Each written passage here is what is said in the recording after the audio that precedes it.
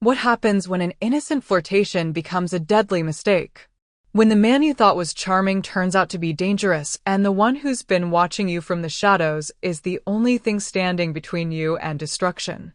This is a story about misplaced trust, forbidden desire, and a wolf who will burn the world down to keep what's his. Hello, beautiful souls. Welcome back to the channel, or if you're new here, welcome to your new obsession. I'm so glad you're here with me today. Before we dive into this absolutely intense story, tell me, where in the world are you watching from? Drop your city or country in the comments below. I love seeing where all of you amazing people are tuning in from. And hey, how are you doing today? I genuinely want to know.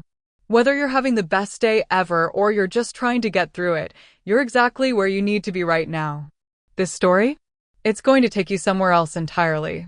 Somewhere dark, dangerous, and absolutely intoxicating. Now, if you haven't already, please hit that subscribe button and turn on notifications. Trust me, you don't want to miss what's coming on this channel. We've got romance, we've got danger, we've got alpha wolves who don't take no for an answer, and honestly, that's just the beginning. So subscribe and let's get into this story that I know is going to have you hooked from the very first word. Ready? Let's go. The crystal chandeliers cast fractured light across the ballroom, and Lila's heart was already racing before she even knew why. Something was wrong. She felt it in the way the air had grown thick, oppressive. In the way conversations around her had started to die, one by one, like candles being snuffed out. In the way every instinct she had, instincts she didn't even know she possessed, screamed at her to run. But she couldn't move.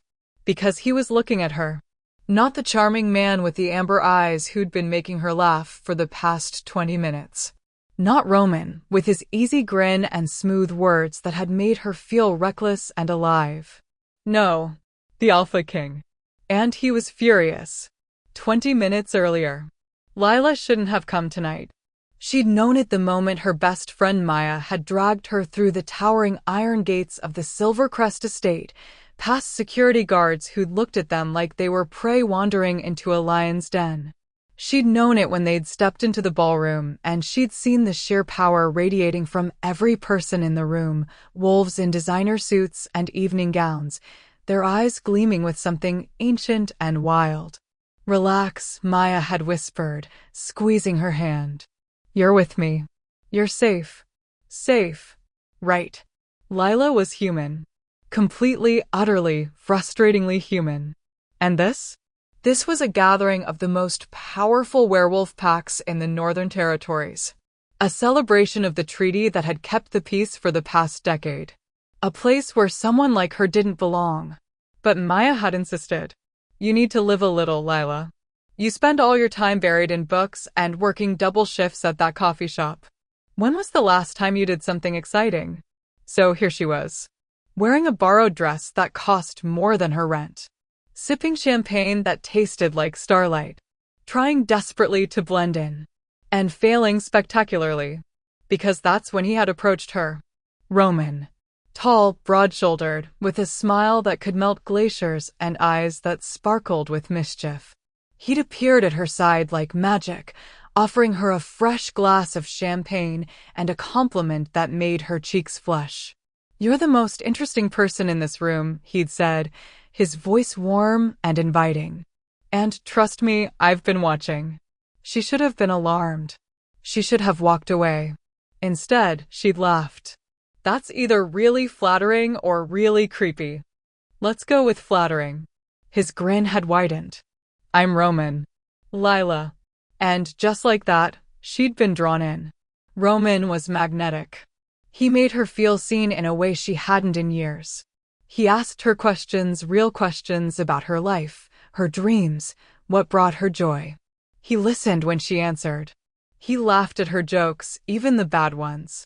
And when he'd leaned in close, his hand brushing her arm as he whispered something scandalous about the pack elder glaring at them from across the room, Lila had felt a thrill run through her. This was exciting. This was dangerous. This was exactly what she'd been missing. You know, Roman had said, his voice dropping to something more intimate, You're wasted hiding in the shadows, Lila. Someone like you should be at the center of everything. She tilted her head, emboldened by the champagne and the heat in his gaze. Maybe I like the shadows. They're quieter. More interesting. Then you and I are going to get along perfectly. His fingers had trailed down her arm, featherlight, and she'd felt her breath catch. That's when the room had changed. Now, the growl that ripped through the ballroom wasn't human. It was primal, territorial. A sound that made every wolf in the room freeze and every human instinct in Lila's body scream danger. She turned, and her champagne glass nearly slipped from her fingers. He stood at the entrance, and God, he was devastating. The Alpha King. She'd heard whispers about him all night, hushed, reverent conversations about Zane Blackthorne, the most powerful alpha in centuries. The king who'd united fractured packs and crushed rebellions with nothing more than his will. The wolf who answered to no one. But nothing had prepared her for this. He was tall, towering, with a presence that sucked all the air out of the room. His suit was tailored perfectly to his broad shoulders and lean waist, all black except for a silver pin at his collar. His hair was dark, almost black, falling across his forehead in a way that should have softened his features, but only made him look more dangerous. And his eyes. Silver. Not gray. Not pale blue. Silver, like liquid mercury, like the moon itself had been trapped in his gaze. And those eyes were locked on her. No. On Roman's hand, still resting casually on her arm. The growl came again, and Lila watched as every wolf in the room lowered their heads in submission. Even Roman, who'd been so confident just seconds ago, had gone pale. Alpha, Roman said, his voice tight. I didn't. Quiet. One word. That's all it took. Roman's mouth snapped shut, and Lila felt her knees go weak. The Alpha, Zane, moved forward, and the crowd parted like he was Moses and they were the Red Sea.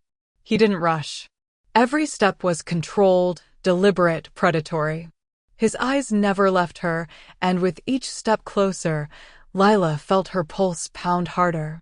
He stopped in front of her, so close she had to tilt her head back to meet his gaze. Up close, he was even more devastating. A scar cut through his left eyebrow. His jaw was sharp enough to cut glass. And those eyes, those impossibly silver eyes, pinned her in place. You. His voice was a low rasp that sent shivers cascading down her spine. What's your name? Her mouth was dry. Lila.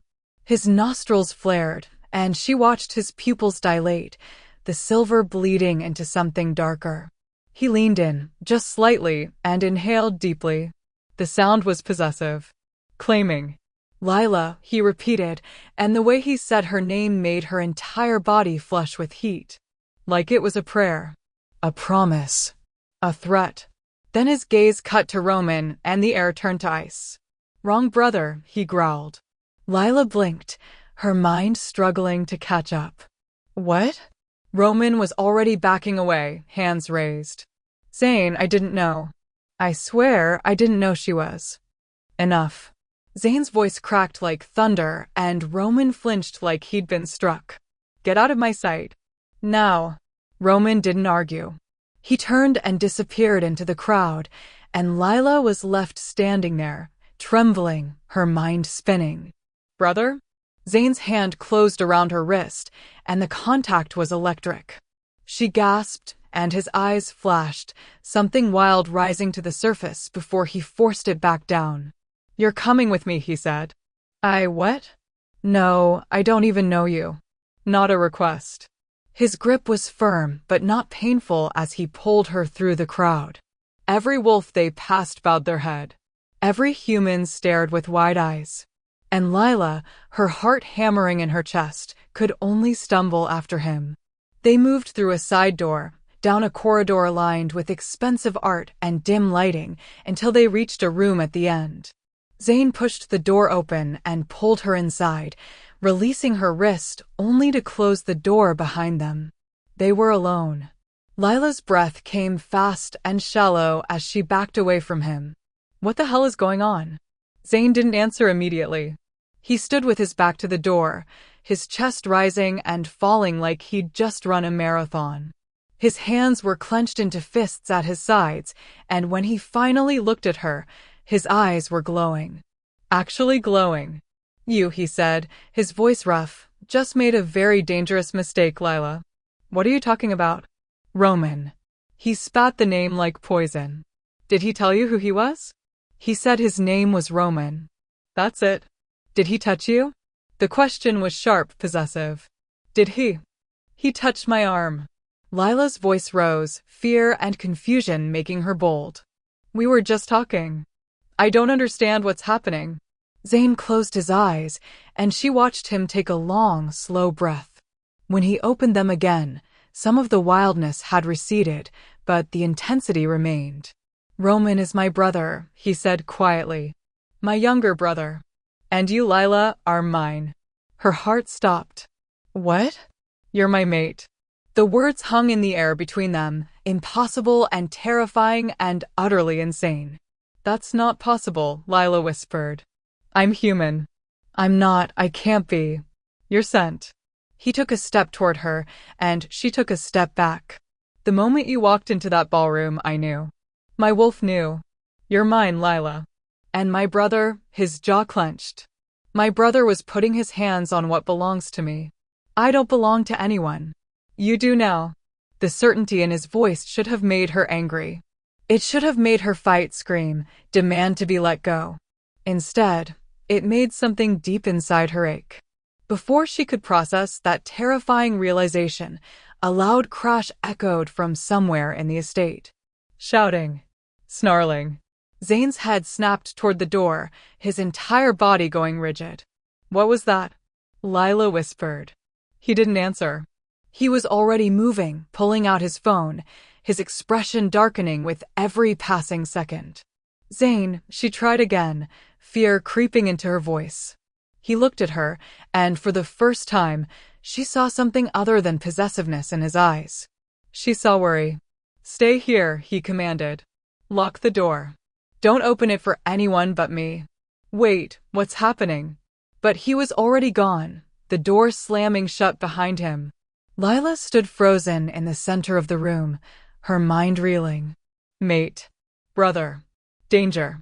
And somewhere in the distance, the sound of wolves howling filled the night.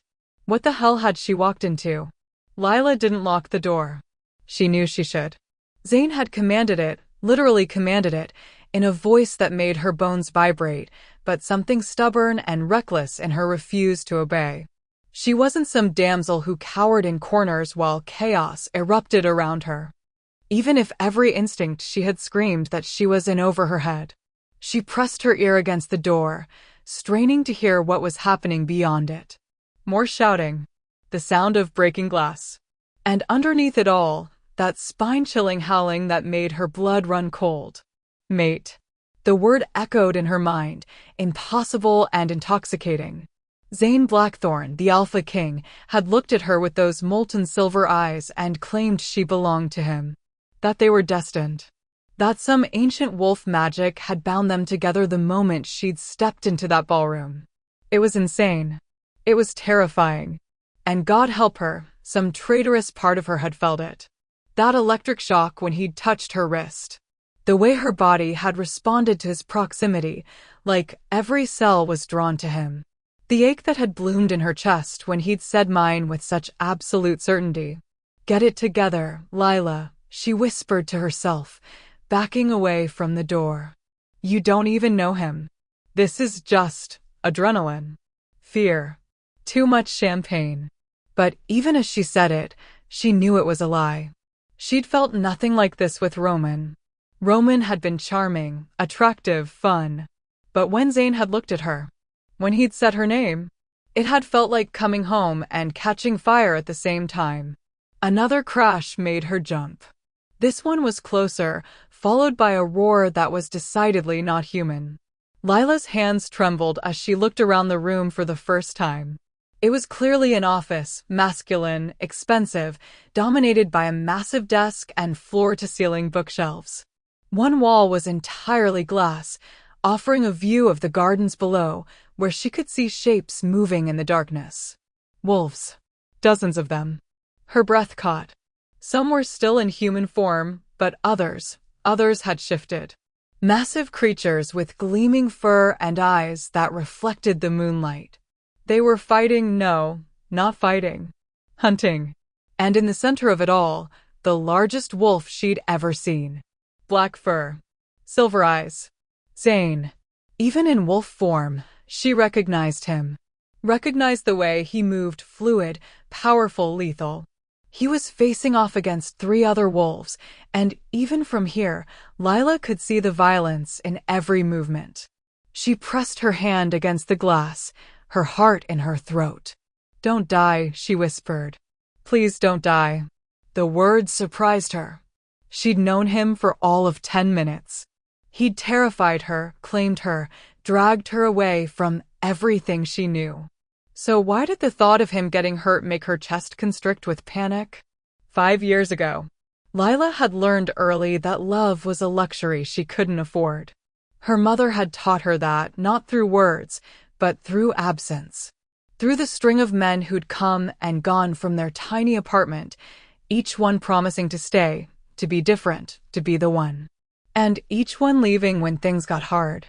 By the time Lila was 16, her mother was gone too. Not dead, just gone. A note on the kitchen table and an empty bank account. "I'm sorry, baby. I just can't do this anymore. You're strong. You'll be fine." She hadn't been fine. But she'd survived. She'd worked 3 jobs to put herself through college. She'd learned to rely on no one but herself. She'd built walls around her heart so high that even Maya, her best friend since freshman year, only got glimpses of what was really inside. And she'd promised herself she'd never be like her mother. Never lose herself to some man. Never let desire override common sense. Yet here she was. In a world she didn't understand, claimed by a man she didn't know, feeling things that defied every logical thought in her head. History repeating itself, whispered a voice in the back of her mind. But when she looked out at that black wolf with silver eyes, something deeper whispered back. "This is different." Present. The fight ended as suddenly as it began. One moment, wolves were tearing into each other with vicious intensity. The next, they were backing away, heads lowered, tails tucked. The 3 wolves who'd been attacking Zane retreated into the darkness, and Lila watched as the massive black wolf turned its gaze upward, directly at her. Their eyes met through the glass, and Lila's breath stopped. Even in wolf form, the intensity of his stare was overwhelming. Possessive. Knowing. Then he turned and loped back toward the estate, disappearing from view. Lila stumbled backward, her heart racing. He was coming back. Coming for her. She should run. She should find Maya, get the hell out of this place, and never look back. Instead, she stood frozen, waiting. The door opened. Zane stepped through, and Lila's mouth went dry. He'd shifted back to human form, but his shirt was torn, hanging open to reveal a chest marked with fresh scratches that were already healing before her eyes. His hair was wild, his eyes still glowing faintly silver. Blood not his own, she hoped, streaked his jaw. He looked savage. Dangerous. Magnificent. "I told you to lock the door," he said, his voice rough. "I don't take orders well," she managed, proud that her voice didn't shake. Something flickered in his eyes, surprise? Amusement? Whatever it was, it softened the harsh lines of his face just slightly. "No," he murmured, moving closer. "I don't suppose you do." He stopped an arm's length away, close enough that she could feel the heat radiating from his skin. Close enough to see the way his chest rose and fell with each breath. Close enough to smell him, pine and smoke, and something wild that made her head spin. "What happened out there?" Lila asked. "Who were those wolves?" Zane's jaw tightened. "Enemies. Testing our defenses." "Because of me?" No, but the way he said it made her think he wasn't entirely certain. "Because of what you represent. What you are." "I'm nobody," Lila said. "I'm just a human who got dragged to a party she didn't belong at." "You're my mate." He said it like it was the most obvious thing in the world. That makes you the most important person in this territory. The most important person in my world. The words should have sounded possessive. Instead, they sounded reverent. I don't understand any of this, Lila whispered. How can you know that? How can you be so sure? Zane reached out slowly, giving her time to pull away.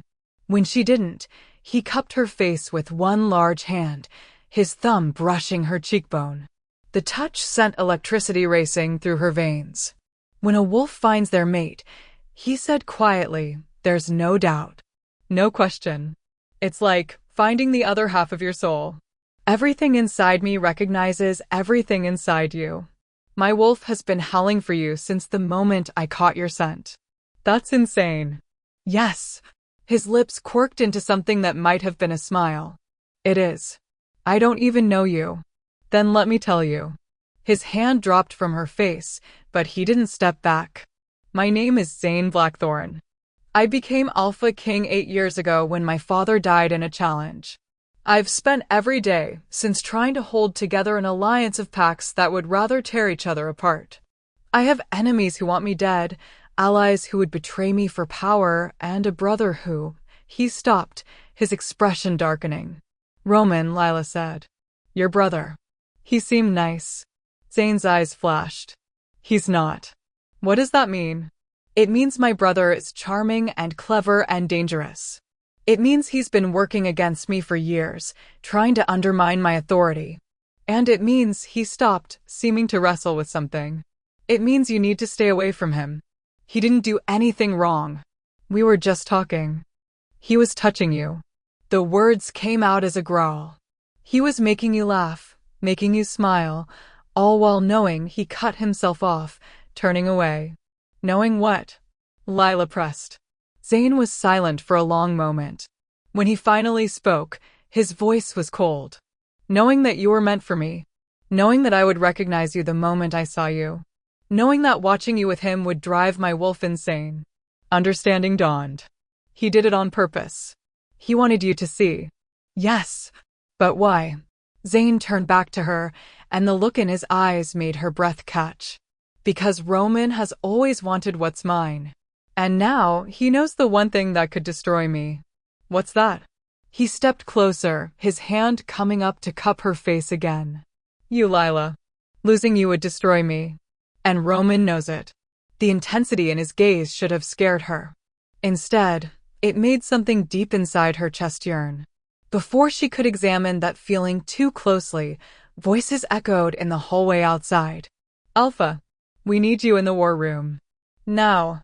Zane closed his eyes, frustration clear on his face. I have to go. The attack tonight, it wasn't random. We need to figure out what they were after. What if they were after me? Lila asked quietly. His eyes snapped open. Then I'll kill every last one of them. The cold certainty in his voice should have horrified her. It didn't.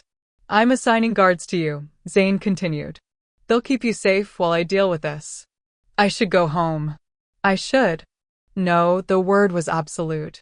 You stay here, where I can protect you. You can't just keep me prisoner. I'm not. His expression softened slightly. I'm keeping you safe. There's a difference. Once we figure out what's happening, once I know the threat is contained, I'll take you anywhere you want to go. But tonight, you stay. Please. The please surprised her. Made him seem less like a terrifying alpha king and more like a man who was genuinely afraid for her safety. Okay, she heard herself say. Tonight. Relief flashed across his face. He leaned in, and for one heart-stopping moment, Lila thought he might kiss her. Instead, his lips brushed her forehead soft, reverent, devastating. Thank you, he murmured against her skin. Then he was gone, the door closing behind him with a soft click. Lila stood in the middle of the room, her forehead tingling where he'd kissed it, her heart racing, her mind spinning. What the hell was she doing? 10 minutes later. The guards Zane had assigned were a woman named Kara and a man named Ethan. Both were polite but professional, flanking her as they escorted her to a guest room in another wing of the massive estate. You'll be safe here, Kara said, her voice kind. She was petite with auburn hair and green eyes that seemed to see right through Lila. The Alpha has stationed guards outside your door. No one gets in unless he approves it. I'm not a prisoner? Lila asked, only half joking. Kara smiled. You're the Alpha's mate. That makes you our Luna. We'd die before we let anything happen to you. The casual way she said it, like dying for Lila was just a fact of life, made Lila's stomach turn. I'm not anyone's Luna, she said. I'm just confused. Give it time, Ethan said. He was tall and broad-shouldered, with kind eyes and a reassuring presence. The mate bond is overwhelming at first. But trust me, there's nothing more certain in this world. Lila wanted to argue. Wanted to insist this was all insane. But she was exhausted. Emotionally, physically, mentally drained. Get some rest, Kara said, opening the door to reveal a beautiful room with a massive bed and more of those floor-to-ceiling windows. We'll be right outside if you need anything. Lila nodded, too tired to protest anymore. She stepped into the room, and the door closed softly behind her. She was alone. Finally. She moved to the window, looking out at the gardens below. The wolves were gone now, the grounds empty and peaceful. But Lila couldn't shake the feeling that something terrible was coming. That tonight's attack was just the beginning. And that her accidental flirtation with Roman had set something in motion that she didn't understand. Wrong brother, Zane had growled. What did Roman want? Why had he approached her? And why did the way Zane had said his brother's name sound like a warning? Lila pressed her forehead against the cool glass and closed her eyes. She'd come to this party looking for excitement, for a break from her ordinary life. She'd found it. But at what cost? Somewhere else in the estate. Roman stood in the shadows of his private quarters, a smile playing at his lips as he watched the surveillance feed on his phone. The little human had no idea what she'd stumbled into. No idea that she was the key to everything he'd been planning for years. Zane thought he was so clever, so powerful. Thought his precious bond with his mate made him untouchable. He had no idea how wrong he was. Roman pulled out another phone, one Zane didn't know about, and typed a quick message. The Luna is here. Phase 2 is a go. The response came immediately. Good. Keep her close. We move tomorrow night. Roman's smile widened. His brother had always underestimated him. Had always thought Roman was just the charming, reckless younger brother who could never measure up. Soon, Zane would learn the truth. And by then, it would be too late. Okay, things are getting intense. What do you think Roman is planning? And more importantly, are you feeling the chemistry between Lila and Zane, or is it too fast? Drop your thoughts in the comments. And if you haven't subscribed yet, what are you waiting for? Hit that button so you don't miss what happens next. Lila didn't sleep. How could she? Every time she closed her eyes, she saw silver eyes staring at her with an intensity that made her soul ache. Every time she tried to quiet her racing thoughts, she felt the ghost of Zane's touch on her face, his lips on her forehead, the way his voice had wrapped around her name like a prayer. Mine. She'd spent hours pacing the luxurious guest room, trying to make sense of everything. Trying to convince herself that this was all some elaborate dream brought on by too much champagne and not enough sleep. But the scratches she'd seen healing on Zane's chest had been real. The wolves in the garden had been real. And the way her entire body had responded to his presence, the electric pull, the inexplicable rightness of it, that had been devastatingly, terrifyingly real. By the time dawn broke, painting the sky in shades of gold and pink, Lila had made a decision. She needed answers. Real ones. Not vague explanations about wolves and mates and destiny. She needed to understand what she'd walked into, what danger she was actually in, and why Roman, charming, seemingly harmless Roman, was apparently so dangerous. And she needed to hear it from someone other than Zane, whose presence made it impossible for her to think clearly. She showered, grateful to find clothes in her size hanging in the closet, simple jeans and a soft sweater that smelled faintly of lavender. Someone had thought of everything. Or rather, someone had been ordered to think of everything. When she opened the door, she found Kara and Ethan exactly where they'd been the night before, standing guard like sentinels. "Good morning, Luna," Kara said with a warm smile. "Just Lila," she corrected automatically. "And I need to talk to someone. Someone who can explain what's really going on here." Ethan and Kara exchanged a look. "The Alpha is in meetings," Ethan said carefully. "But he left instructions that you're to have anything you need." "I need information. I need to understand." Lila stopped, frustration building in her chest. "Is there anyone here who can just talk to me? Like a normal person? Without all the Luna and Alpha stuff?" Kara's expression softened. "Come with me. There's someone you should meet."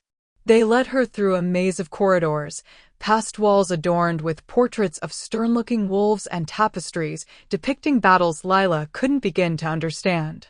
The estate was even larger than she'd realized, a sprawling compound that seemed to blend old-world elegance with modern security. Finally, they stopped at a door that led to what looked like a library. But unlike the cold, masculine office where Zane had taken her last night, this room was warm, inviting, filled with books and comfortable furniture and morning light streaming through tall windows. And sitting in one of the armchairs, a cup of tea in her hands, was a woman who looked to be in her 60s. She had silver hair pulled back in an elegant twist, sharp blue eyes, and a presence that commanded respect without demanding it. "Luna," Kara said, her voice reverent, "this is Margaret Blackthorne, the Alpha King's mother." Lila's heart stuttered. "Oh, I didn't realize. That Zane's mother was still alive?" Margaret said, amusement dancing in her eyes. Her voice was cultured, warm. "Most people assume an Alpha's parents die in battle or challenge. But my husband was killed 8 years ago, not me. I'm far too stubborn to die so easily." She gestured to the chair across from her. "Sit, child. You look like you haven't slept in days." Lila hesitated, then slowly sat. Kara and Ethan took up positions by the door, far enough away to give them privacy, but close enough to intervene if needed. Margaret studied her for a long moment, and Lila had the unsettling feeling of being seen, truly seen, for the first time since arriving at this place. "So," Margaret said finally, "you're the one who's turned my son's world upside down." "I didn't mean to," Lila said quickly. "I didn't even know he existed until last night. I was just at a party, and then Roman started talking to me, and then—" "Roman." Margaret's expression hardened, just for a moment, before smoothing back into pleasant neutrality. "Yes, my youngest has always had a talent for being in the wrong place at the wrong time. Or perhaps, in this case, the right place at precisely the right time."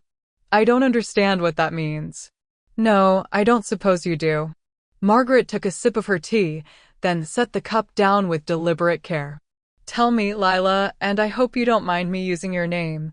All this Luna business must be overwhelming. What do you know about werewolf politics?" "Absolutely nothing." "Good. Honesty. I appreciate that." Margaret leaned back in her chair, her gaze never leaving Lila's face. "Then let me give you the abbreviated version. 8 years ago, my husband, Zane's father, was challenged by a rival Alpha. He lost. He died. And Zane, who was barely 25, became Alpha King of the Northern Territories." Lila's chest tightened. "That's terrible." "I'm sorry." "Don't be. My husband was a good man, but he was weak. The packs were fragmenting, alliances were crumbling. If Zane hadn't taken control when he did, we would have descended into civil war." Margaret's eyes grew distant. "But leadership comes at a cost. For 8 years, Zane has held this territory together through sheer force of will. He's made enemies. Lots of them. And he's done it all alone."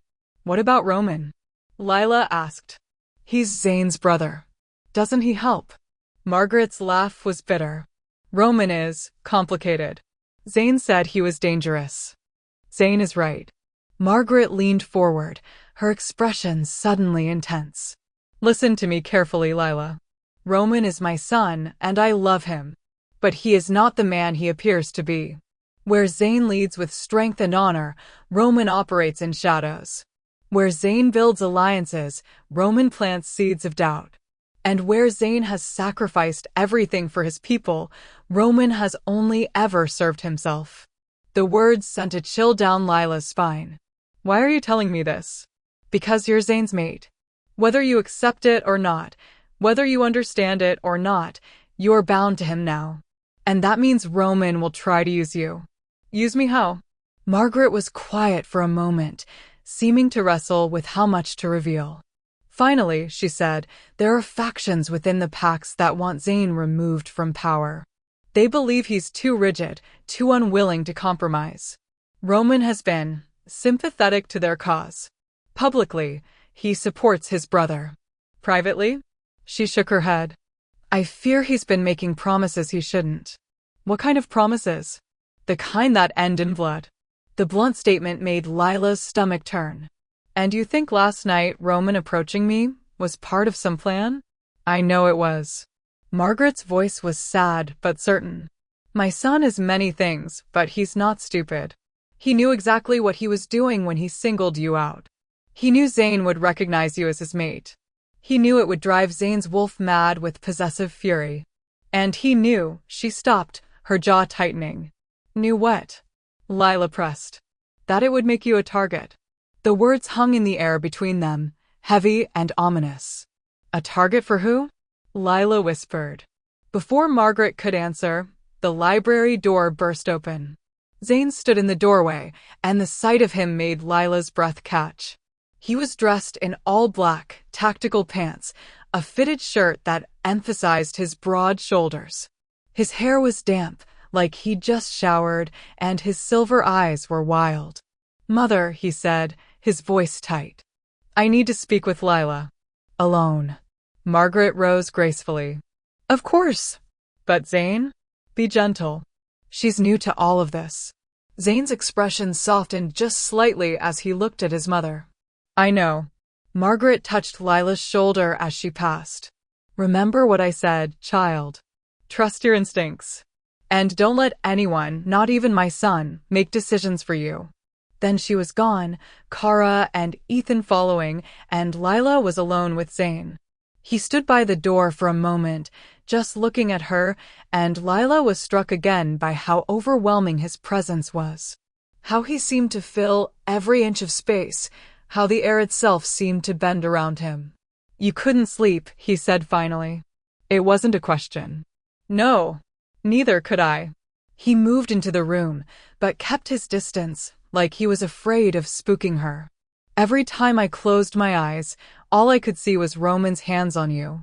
All I could think about was how close I came to losing control and ripping his throat out in front of everyone. The violence in his words should have scared her. Instead, something dark and primal inside her responded to it. Your mother was telling me about him, Lila said. About what he's been doing. Zane's jaw clenched. I'm sure she was diplomatic about it. I'll be less so. Roman is a traitor. He's been working with rival packs for months, maybe longer.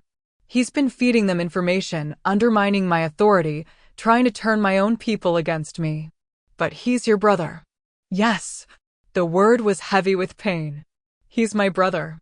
Which makes his betrayal that much worse. Lila stood, needing to move, to think. Why didn't you arrest him? Or banish him? Or whatever it is Alpha Kings do to traitors? Because I don't have proof. Not the kind that would satisfy the Pack Council. Roman is too careful, too clever. He covers his tracks. Zane ran a hand through his hair, frustration evident in every line of his body.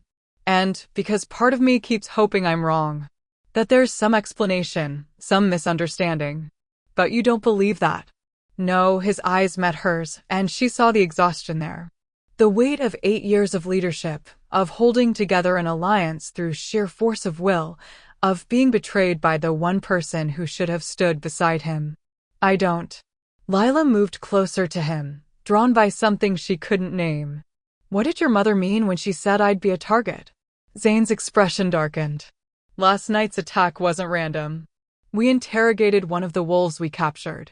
He confirmed what I'd suspected. Roman has been coordinating with a coalition of rogue packs. They want me dead, Lila. And they want to destabilize the territory enough to seize power themselves. What does that have to do with me? Zane reached out slowly, giving her time to pull away. When she didn't, he cupped her face in both hands, his thumbs brushing her cheekbones. Everything, he said softly. In wolf culture, a mate is everything. She's not just a partner, she's the alpha's heart, his anchor, his greatest strength and his greatest weakness. If something happened to you, his voice broke slightly, it would destroy me. And Roman knows it. Every enemy I have knows it now. Lila's heart was racing. So that's why he approached me. To mark me. To make sure everyone knew I was connected to you. Yes. And now what? I'm just bait? A pawn in some power game I don't understand. No, Zane's voice was fierce. You're my mate. My future. And I will burn this entire territory to the ground before I let anyone hurt you. The intensity of his declaration should have overwhelmed her. Instead, it made something inside her chest unfurl, warm and terrifying and right. I barely know you, she whispered. I know. And I'm sorry. I'm sorry this is happening so fast. I'm sorry you're caught in the middle of something that isn't your fault. I'm sorry. He stopped, closing his eyes. When he opened them again, they were glowing softly silver. But I can't regret finding you. Even like this. Even with everything that's coming. I can't regret it. Lila's breath caught. What's coming? Before Zane could answer, his phone buzzed. He pulled it out, and Lila watched his expression shift from concern to cold fury in an instant. What is it? She asked. Roman's gone. Zane's voice was deadly calm. He left the estate sometime during the night. And according to this message, he's taken files from my office. Classified information about pact territories, alliance agreements, security protocols. He's running. No, Zane looked up at her, and the look in his eyes made her blood run cold. He's preparing for war. Before Lila could process that, another message came through. Zane read it, and his face went white. What? Lila demanded. What is it? He turned his phone toward her, and she saw a single text message from an unknown number. She's more beautiful than I remembered. Shame she won't survive what's coming. R. Attached was a photo. Of her. Taken last night. In the library. Talking to Margaret. Which meant Roman had been watching. Had been here, in the estate, even after he'd supposedly left. And he'd been close enough to take her picture without anyone knowing. Oh my God, Lila breathed. Zane's phone rang. He answered immediately, his voice clipped. Talk to me. Lila watched as he listened, his expression growing darker with each passing second. How many? He demanded. Then when? And finally, evacuate the south wing. Now. He hung up and looked at Lila, and she'd never seen anyone look so deadly. What's happening? She asked. The estate is under attack. Multiple entry points. Coordinated assault. Roman isn't just working with rogue packs, he's leading them. Zane grabbed her hand. We need to move. Now. Where? The safe room. It's reinforced, hidden. You'll be protected there while you what? Go fight an army. Yes. That's insane. You'll be killed. Better me than you. He pulled her toward the door, his grip firm but not painful. Kara. Ethan. The guards appeared immediately, weapons drawn. Take her to the safe room, Zane commanded. Standard protocol. No one gets in. No one gets out. Not until I come for her myself. Alpha, Kara started. That's an order. They moved as one, Kara and Ethan flanking Lila as Zane led them through corridors that suddenly seemed to vibrate with tension. Other wolves were running past, armed, their faces grim. Somewhere in the distance, Lila heard shouting. Snarling. The sound of breaking glass. They rounded a corner, and Zane stopped so suddenly that Lila crashed into his back. Standing at the end of the hallway, blocking their path, was Roman. He looked different from last night. The charming smile was gone, replaced by something cold and calculating. His amber eyes, so similar to Zane's silver ones, gleamed with malicious satisfaction. "Hello, brother," Roman said. "Fancy meeting you here." Zane pushed Lila behind him, his body a wall between her and his brother. "Get out of my way, Roman." "I don't think so." Roman's gaze shifted to Lila, and she felt her skin crawl. "Hello again, Lila. I'm sorry our first conversation was cut short. I had so much more I wanted to say to you." "Don't talk to her," Zane snarled. "Don't even look at her." Roman laughed. "Possessive, isn't he? Always has been. Can't stand the thought of anyone else having what's his." His expression turned mocking. "Tell me, Lila, did he explain to you what being his mate really means? Did he tell you that you'll be trapped in this world forever? That you'll never be free? That every enemy he has will use you to hurt him?" "Shut up," Zane growled. "Or did he just tell you that you're destined to be together? That it's fate? That you have no choice?" Roman took a step forward. "Because that's what he does. He takes what he wants and calls it duty. Calls it honor. Calls it." Zane moved so fast Lila barely saw it. One moment Roman was talking, the next Zane had him slammed against the wall, forearm pressed against his throat. "I said," Zane said softly, dangerously, "shut up." Roman wheezed, but he was still smiling. "Too late, brother. It's already done. My people are inside the estate. Your precious security is compromised. And your mate." His eyes cut to Lila. "She's already marked for death." Zane's grip tightened. "What did you do?" "What I had to." Roman's voice was strained but triumphant. "You were always father's favorite. Always the golden son. Always the one destined to lead. But you know what? You're weak. You care too much. You let sentiment cloud your judgment. And now?" He laughed, the sound wet and horrible. "Now you're going to lose everything because of her." Something inside Zane snapped. Lila saw it happen, saw the moment his control shattered. His eyes flared bright silver, his canines lengthened, and a growl ripped from his throat that made every hair on Lila's body stand on end. "Zane, don't," she shouted, but it was too late. Zane pulled back his fist, and for a moment, Lila thought he would actually kill his brother right there in the hallway. But before the blow could land, an explosion rocked the entire building. The force of it knocked Lila off her feet. She hit the floor hard, her ears ringing, her vision swimming. Through the chaos, she heard shouting, screaming, the sound of walls crumbling. Strong hands grabbed her, pulled her up. Kara's face swam into view. "We have to move." Kara was shouting, but Lila could barely hear her over the ringing in her ears. "Now!" "Zane!" Lila tried to look back, but smoke was filling the hallway, thick and choking. "Ethan's got him." "Move." They ran. Through smoke and chaos and the sounds of battle erupting around them.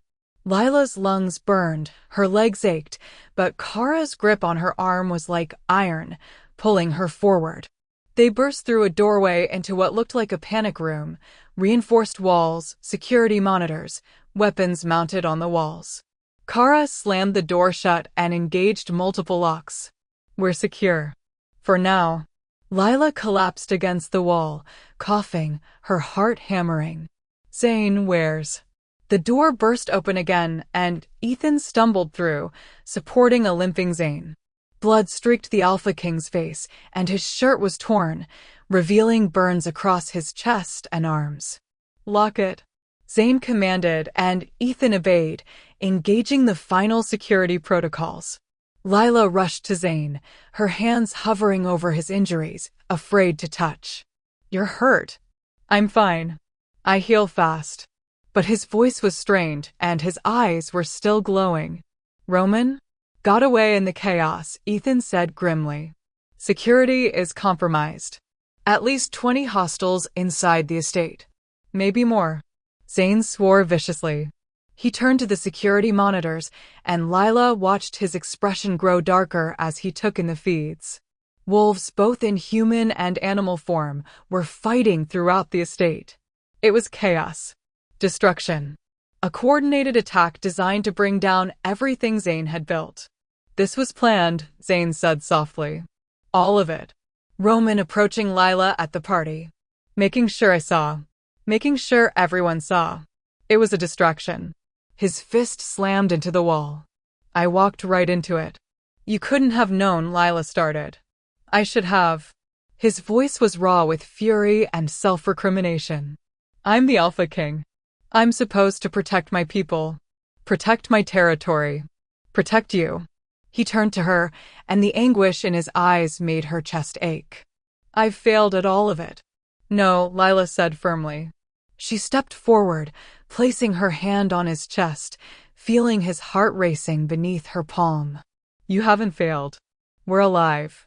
We're safe. And we'll figure this out. Lila.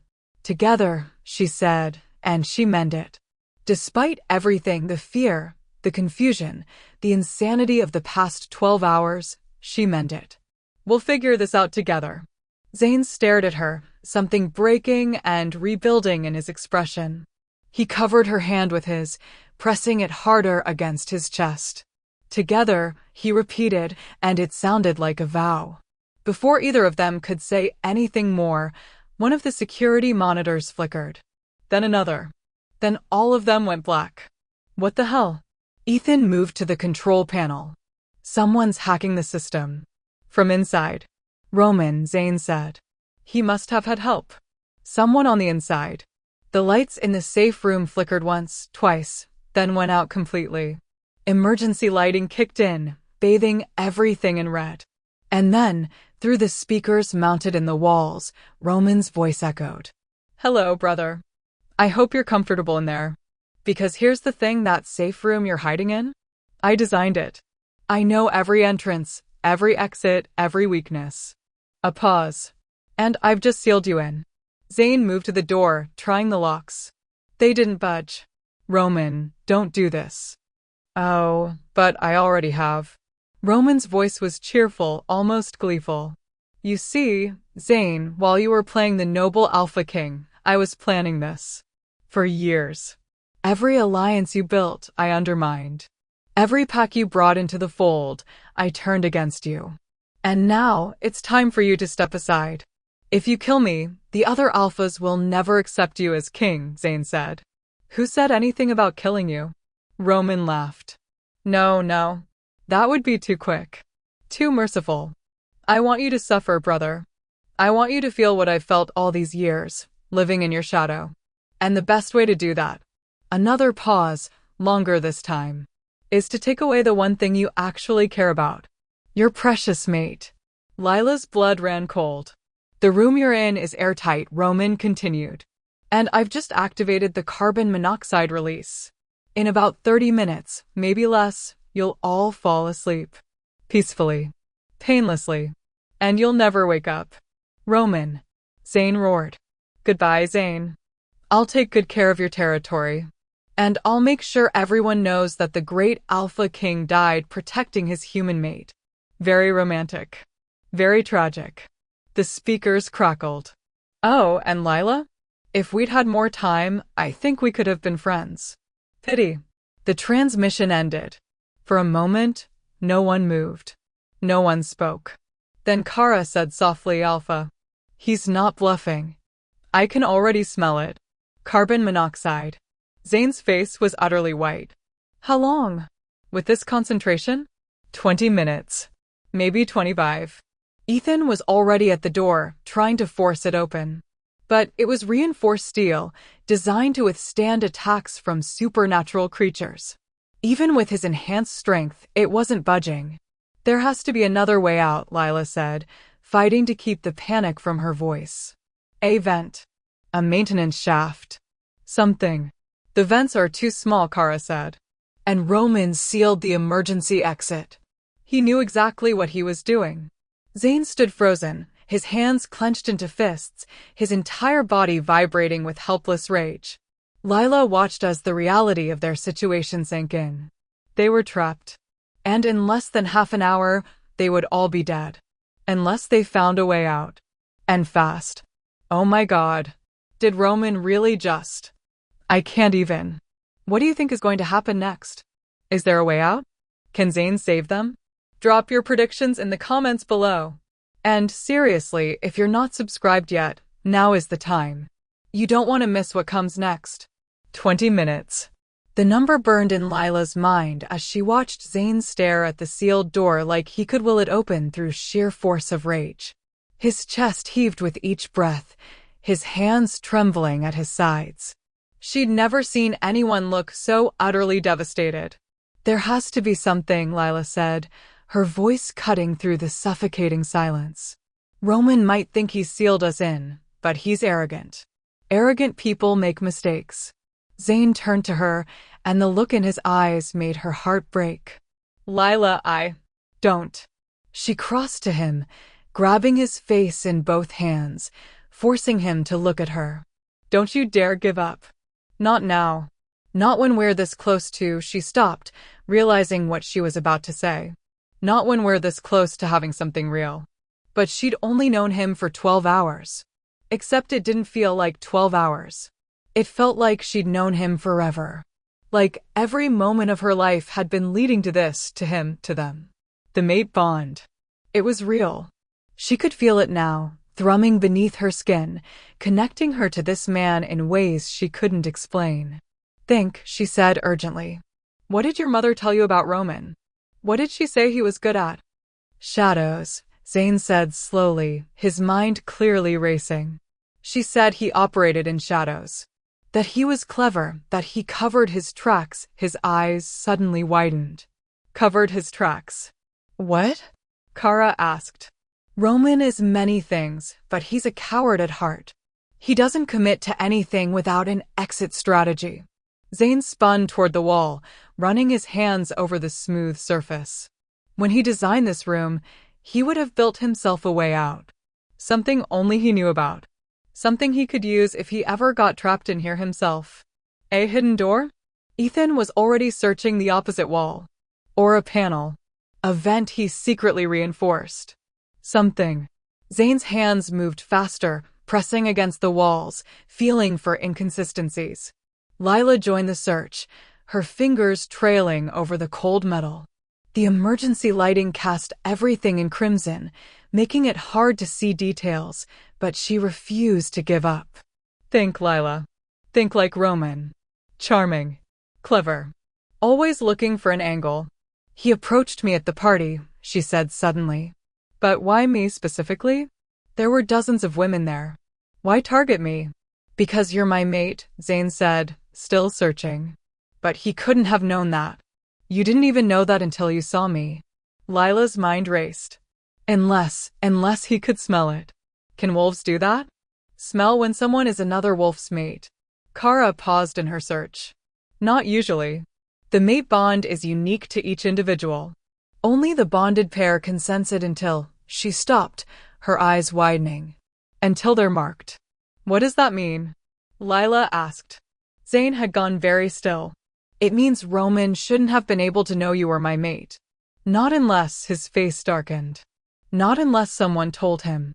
Someone who could sense it. Who? Ethan demanded. There's only one wolf in this territory powerful enough to sense an unmated bond before the alpha himself. Zayn's voice was hollow. My mother. The words hung in the air like a death sentence. No, Lila whispered. Margaret wouldn't. She warned me about Roman. She told me he was dangerous. The perfect cover, Zayn said bitterly. Play the concerned mother. Warn you about the obvious threat while working with him behind the scenes. He slammed his fist against the wall. God, I'm an idiot. She's been playing me this entire time. Alpha, Kara said carefully, your mother has been loyal to you since. Since when? Since my father died? Since I took the throne she thought should go to her precious Roman. Zayn's laugh was sharp with pain.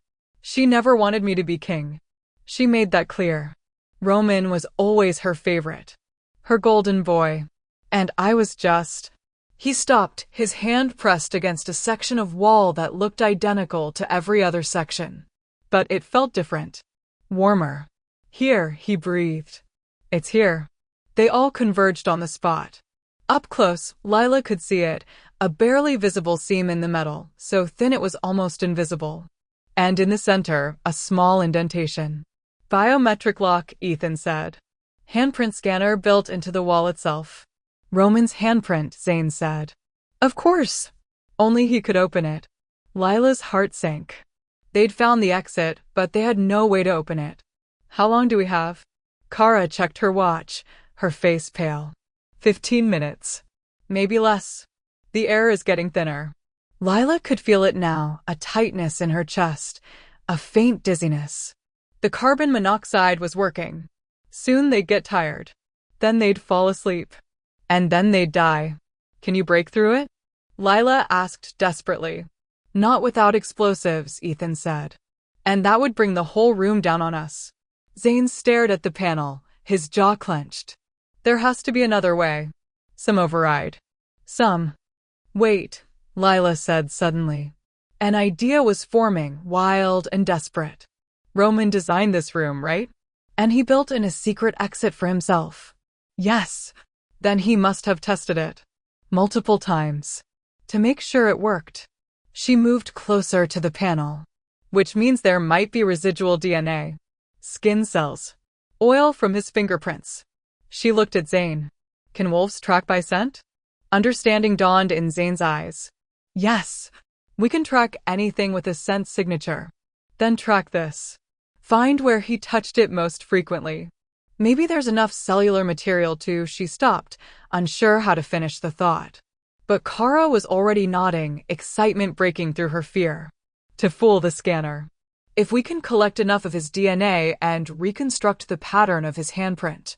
That's insane, Ethan said. We'd need equipment. A lab. Time. Or we'd need a wolf with precise enough control to manipulate the biological signature.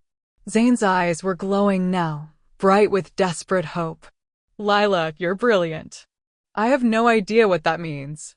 It means, Kara said, already pulling a small knife from her belt, that alpha wolves can manipulate biological matter on a cellular level. It's how we heal so fast. How we can force a shift even when injured. If Zane can sense Roman's DNA on this panel, he might be able to reconstruct it, Zane finished. Trick the scanner into thinking Roman's hand is opening it. Might? Lila repeated. What happens if it doesn't work? Then we die, Zane said simply. But we're dying anyway. So we might as well try. He pressed his palm against the panel, closing his eyes. Lila watched as his breathing slowed, deepened. As his entire body went still with concentration. The seconds ticked by like hours. 10 minutes left. I can feel it, Zane murmured. His scent. His DNA. It's all over this panel. He touched it hundreds of times. His eyes snapped open, glowing silver. I need something of his. Something recent. Something with enough biological material to create a template. We're in a sealed room, Ethan said. We don't have anything of Roman's. Yes, we do.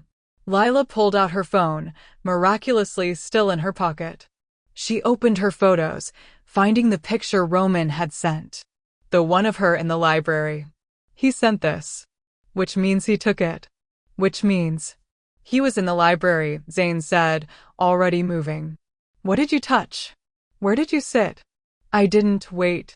Lila's mind raced back. Margaret's teacup. She offered me tea. I didn't drink it, but Roman might have been in that room earlier. He might have touched. The chairs, Kara interrupted. If he was watching you, he would have positioned himself somewhere with a clear line of sight. Somewhere he'd been before. She pulled up a floor plan on her own phone. The library has 3 entrances. The main door, a servant's entrance, and a hidden alcove, Zane finished. Behind the bookshelves on the north wall. Roman used to hide there as a child. His expression was grim. He would have watched from there. So he touched the books. The shelf. Lila felt hope spark. Is that enough? It has to be. Zane pressed his hand harder against the panel. I need complete silence. I need to concentrate. They all fell quiet. Lila watched as Zane's breathing slowed even further, as his eyes closed, as his entire being seemed to focus on that single point of contact. 8 minutes. Lila's vision was starting to blur at the edges. The carbon monoxide was affecting her more than the wolves. Her human body couldn't filter it as efficiently. She felt Kara's hand on her shoulder, steadying her. "Stay with us," Kara whispered. 6 minutes. Sweat beaded on Zane's forehead. His hand trembled against the panel. Whatever he was doing, it was taking everything he had. "Alpha," Ethan said carefully, "we need to." "Quiet," Zane growled. "I almost have it." I can feel his pattern. The way he pressed his fingers. The unique signature of his. A soft click echoed through the room. Everyone froze. Then, with a pneumatic hiss, a section of the wall slid open, revealing a narrow passage beyond. "It worked," Lila breathed. "Oh my God, it actually worked." Zane collapsed against the wall, breathing hard. Kara and Ethan were already moving, pulling him toward the passage. "Can you walk?" Ethan asked. "I can do whatever I need to do." But Zane's voice was strained, exhausted. Using that much power had clearly taken its toll. They stumbled into the passage, a narrow tunnel that sloped upward. Emergency lights lined the floor, casting everything in a sickly green glow. "Where does this lead?" Lila asked, supporting Zane's weight as best she could. "Away from the safe room," Kara said. "That's all that matters right now." They moved as quickly as they could, but Zane was struggling. Whatever he'd done to open that door had drained him significantly. And they could still hear the sounds of fighting echoing through the estate, snarls, screams, the crash of breaking furniture. The tunnel branched. Ethan took point, his body tense, ready for an attack. "Left or right?" he asked. Zane lifted his head, sniffing the air. "Left. The right passage leads back toward the main wing. It'll be overrun by now." They went left, and the tunnel began to climb more steeply. Lila's legs burned with effort, but she didn't let go of Zane. Couldn't let go. The mate bond was pulling at her now, demanding she keep him safe, keep him close. Finally, they reached another door. This one wasn't locked, it opened easily, revealing what looked like an old wine cellar. "We're in the original structure," Zane said, his voice stronger now. "The part of the estate that was built 200 years ago.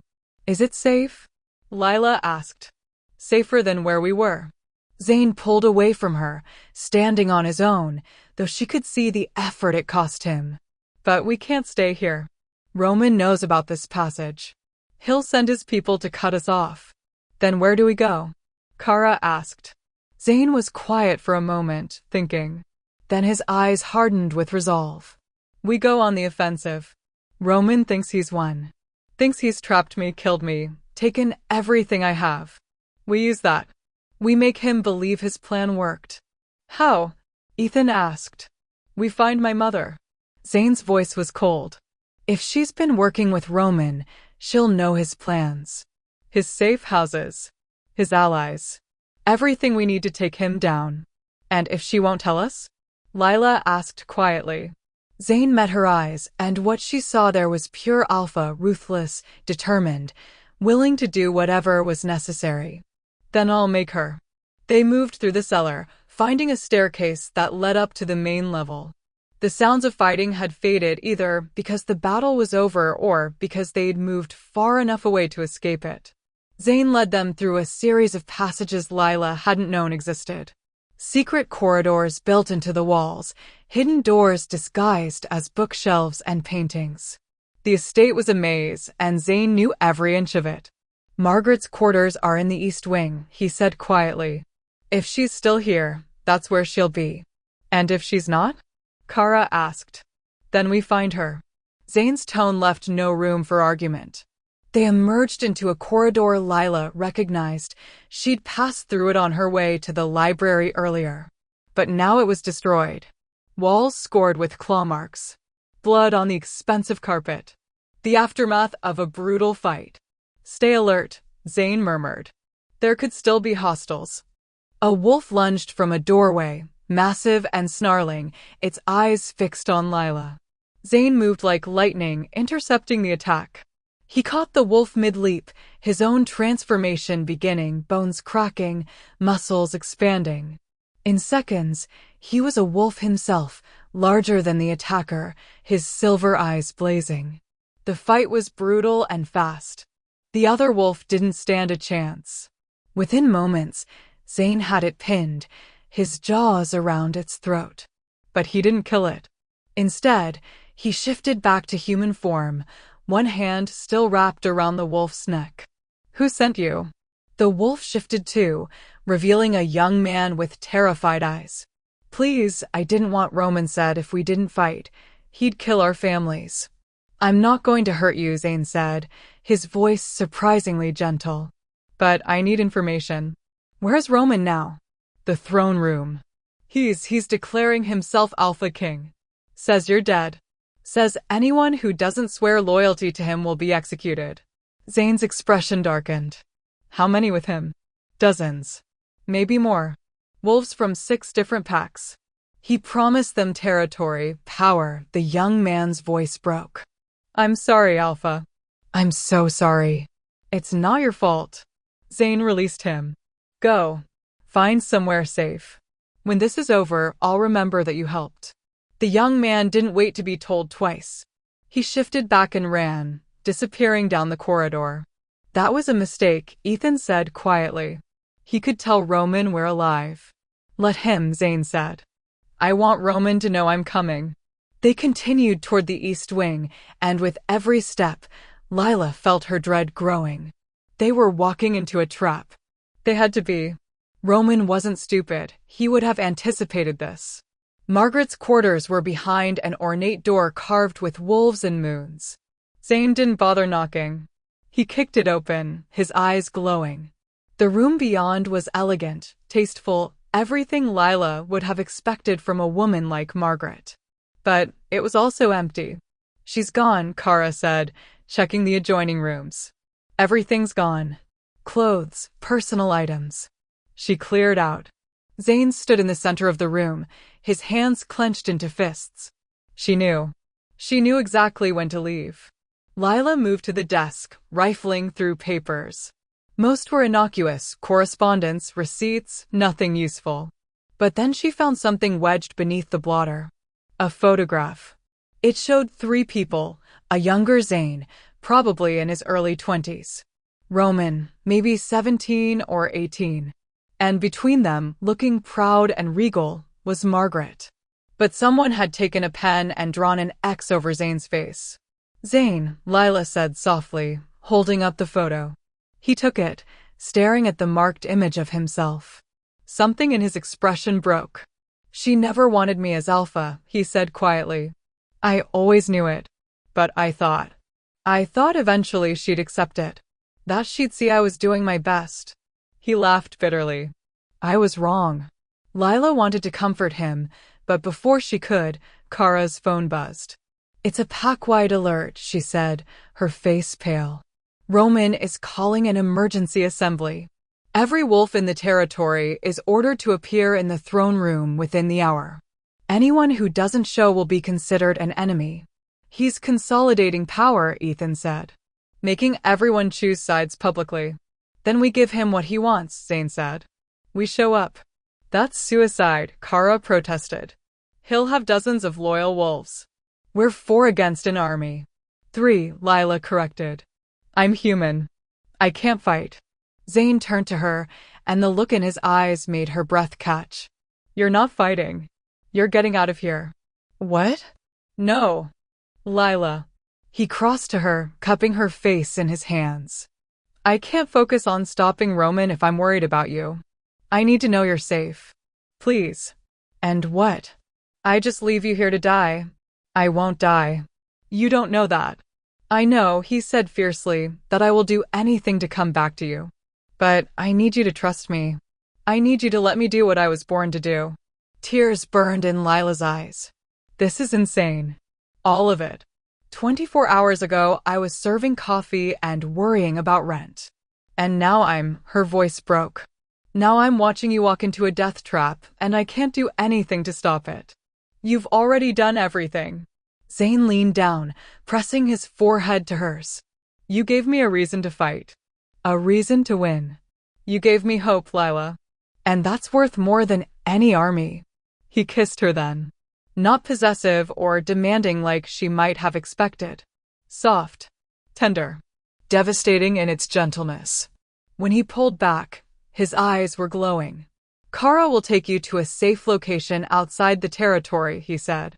When this is over, I'll come find you. I promise. Zayn. I promise. He stepped back, nodding to Kara. Keep her safe. That's your only priority. Alpha, Kara started. That's an order. Kara's jaw tightened, but she nodded. She took Lila's arm. Come on.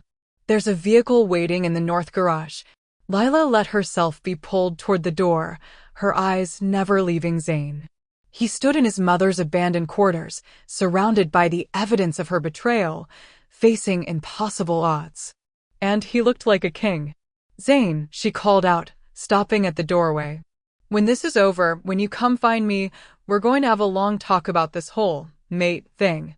And you're going to let me make my own choices about what I want.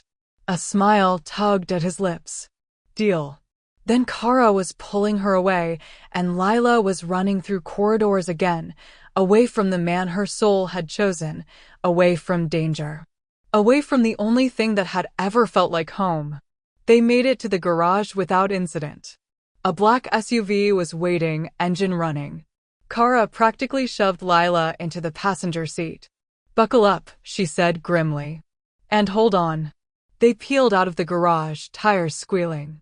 Through the rear window, Lila could see the estate, massive, beautiful, burning in places where the fighting had been worst. He's going to die, Lila whispered. Roman has too many people. Too much power. Zayn can't. Don't underestimate the Alpha, Kara said, her eyes on the road. I've seen him win battles that should have been impossible. He's stronger than you know.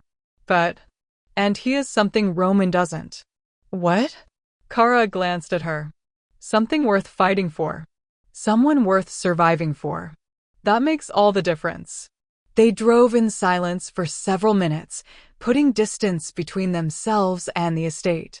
Lila watched the landscape blur past, her heart aching with every mile. Then Kara's phone rang. She answered, listened, and her face went white. What? Lila demanded. What is it? Kara didn't answer. She just handed Lila the phone. On the screen was a live video feed. The throne room. Crowded with wolves, hundreds of them. And at the center, standing on the dais where the Alpha King should sit, was Roman. He was smiling. People of the Northern Territories, Roman's voice echoed through the phone speaker. I come before you today with grave news. My brother, your Alpha King, is dead. Killed in a cowardly attack by enemies of our people. Murmurs rippled through the crowd. But fear not, Roman continued. For I am here. I will lead you. I will protect you. I will bring us into a new age of prosperity and power. All I ask is your loyalty. The crowd was silent, uncertain. Then Roman gestured to someone off-screen, and Margaret walked into view. Lila's blood ran cold. My mother, Roman said, has graciously agreed to serve as my advisor. Together, we will. The doors to the throne room burst open. And Zayn walked through. He was bloodied, exhausted, his clothes torn. But he was alive. And his eyes were blazing silver. The entire room went silent.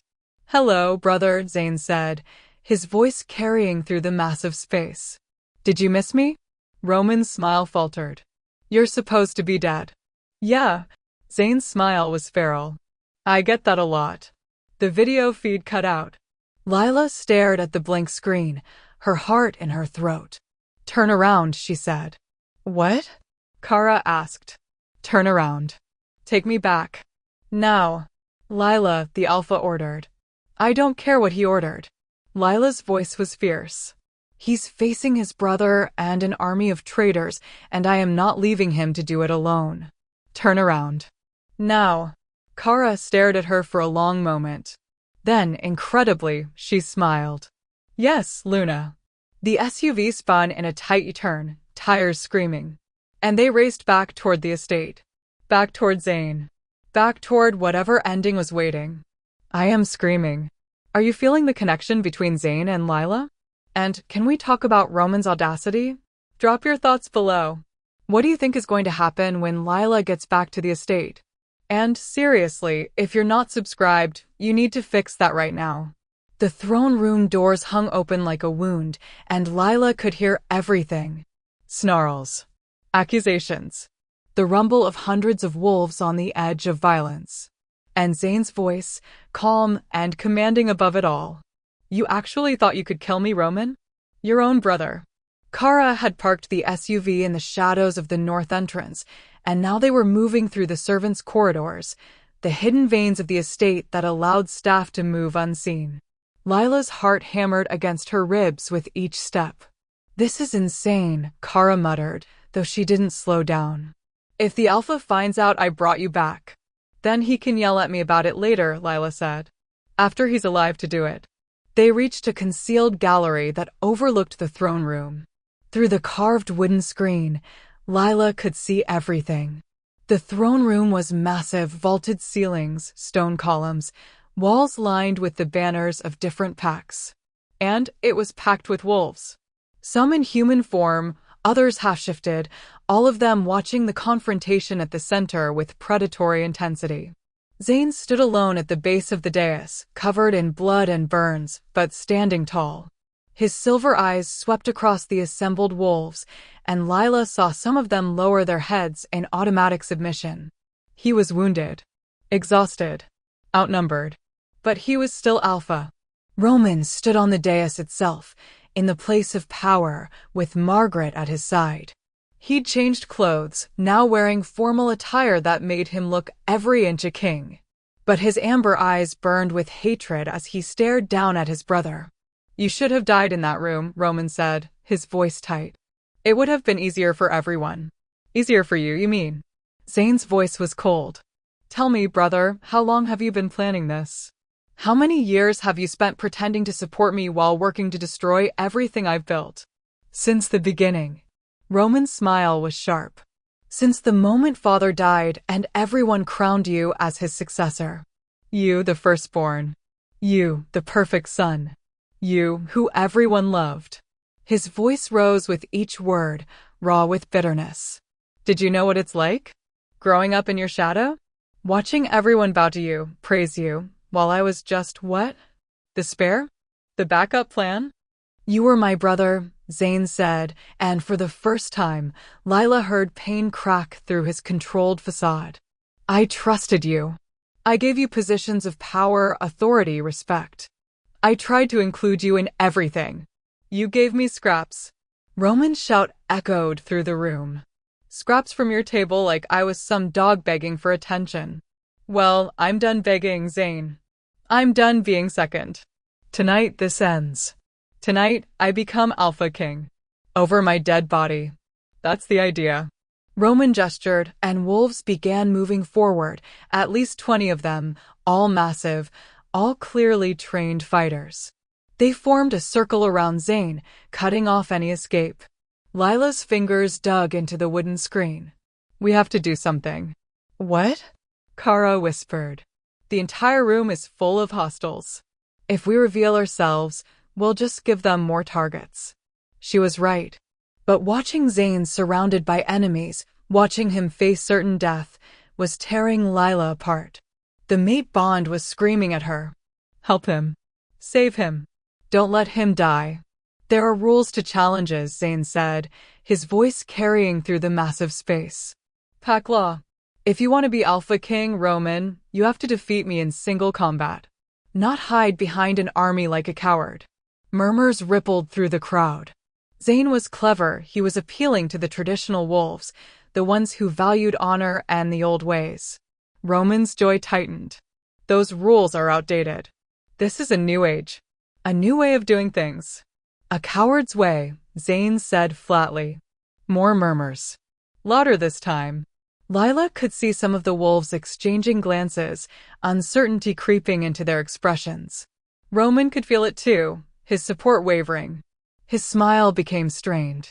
Fine, he said. You want single combat? You want to do this the honorable way. He descended from the dais, his eyes glowing amber. Let's do it. But when I win, when I rip your throat out in front of everyone, no one gets to say I didn't give you a fair chance. Agreed.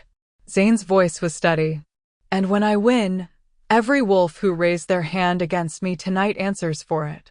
Deal. The circle of wolves backed away, creating an arena.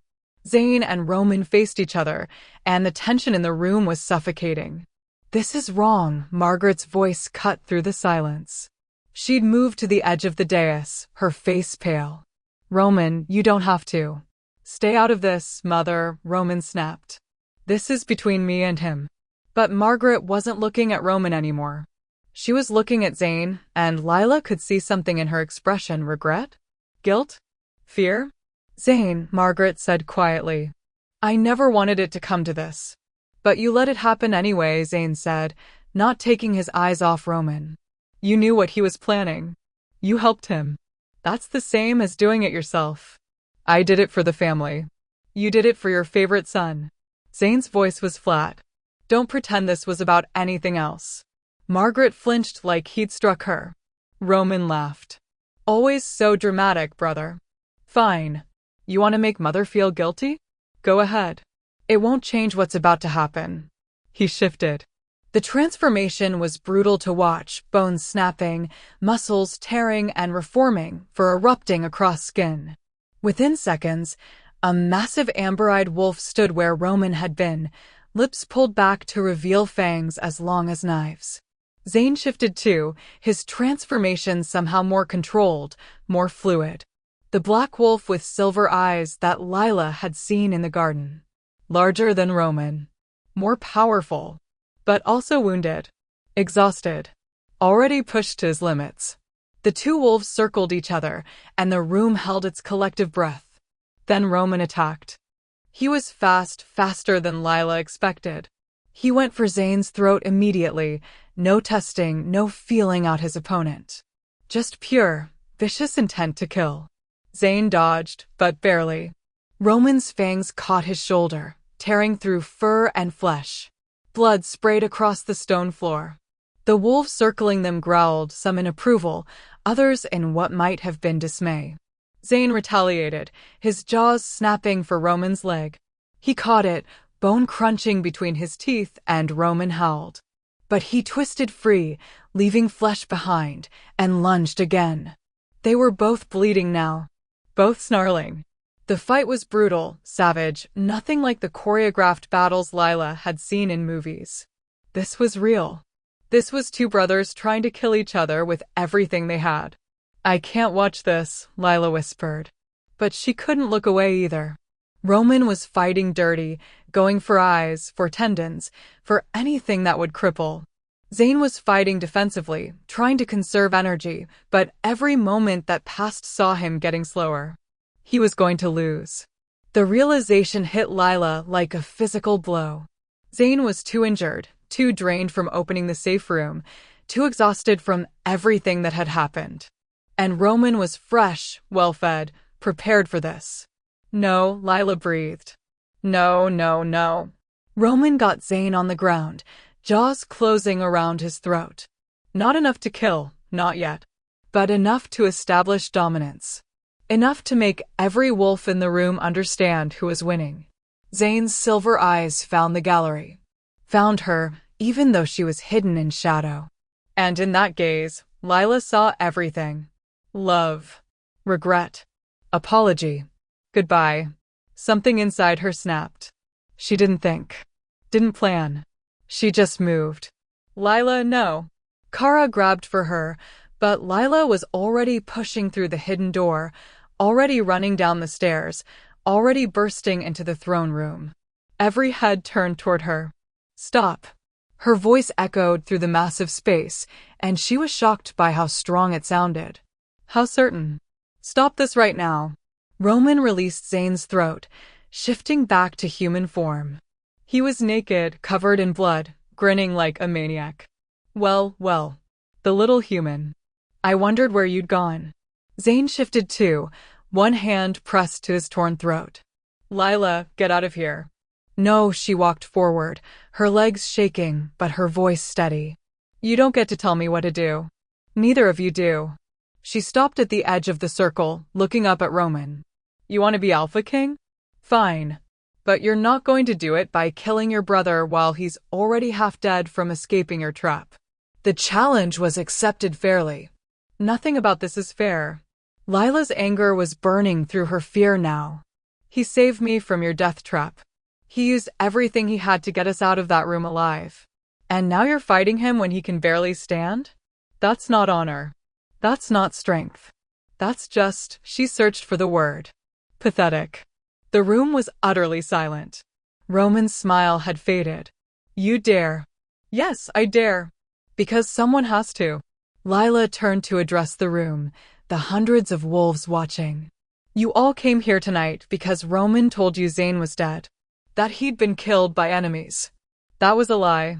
Roman tried to murder his own brother, your Alpha King, and when that didn't work, he challenged him to single combat while he was wounded and exhausted.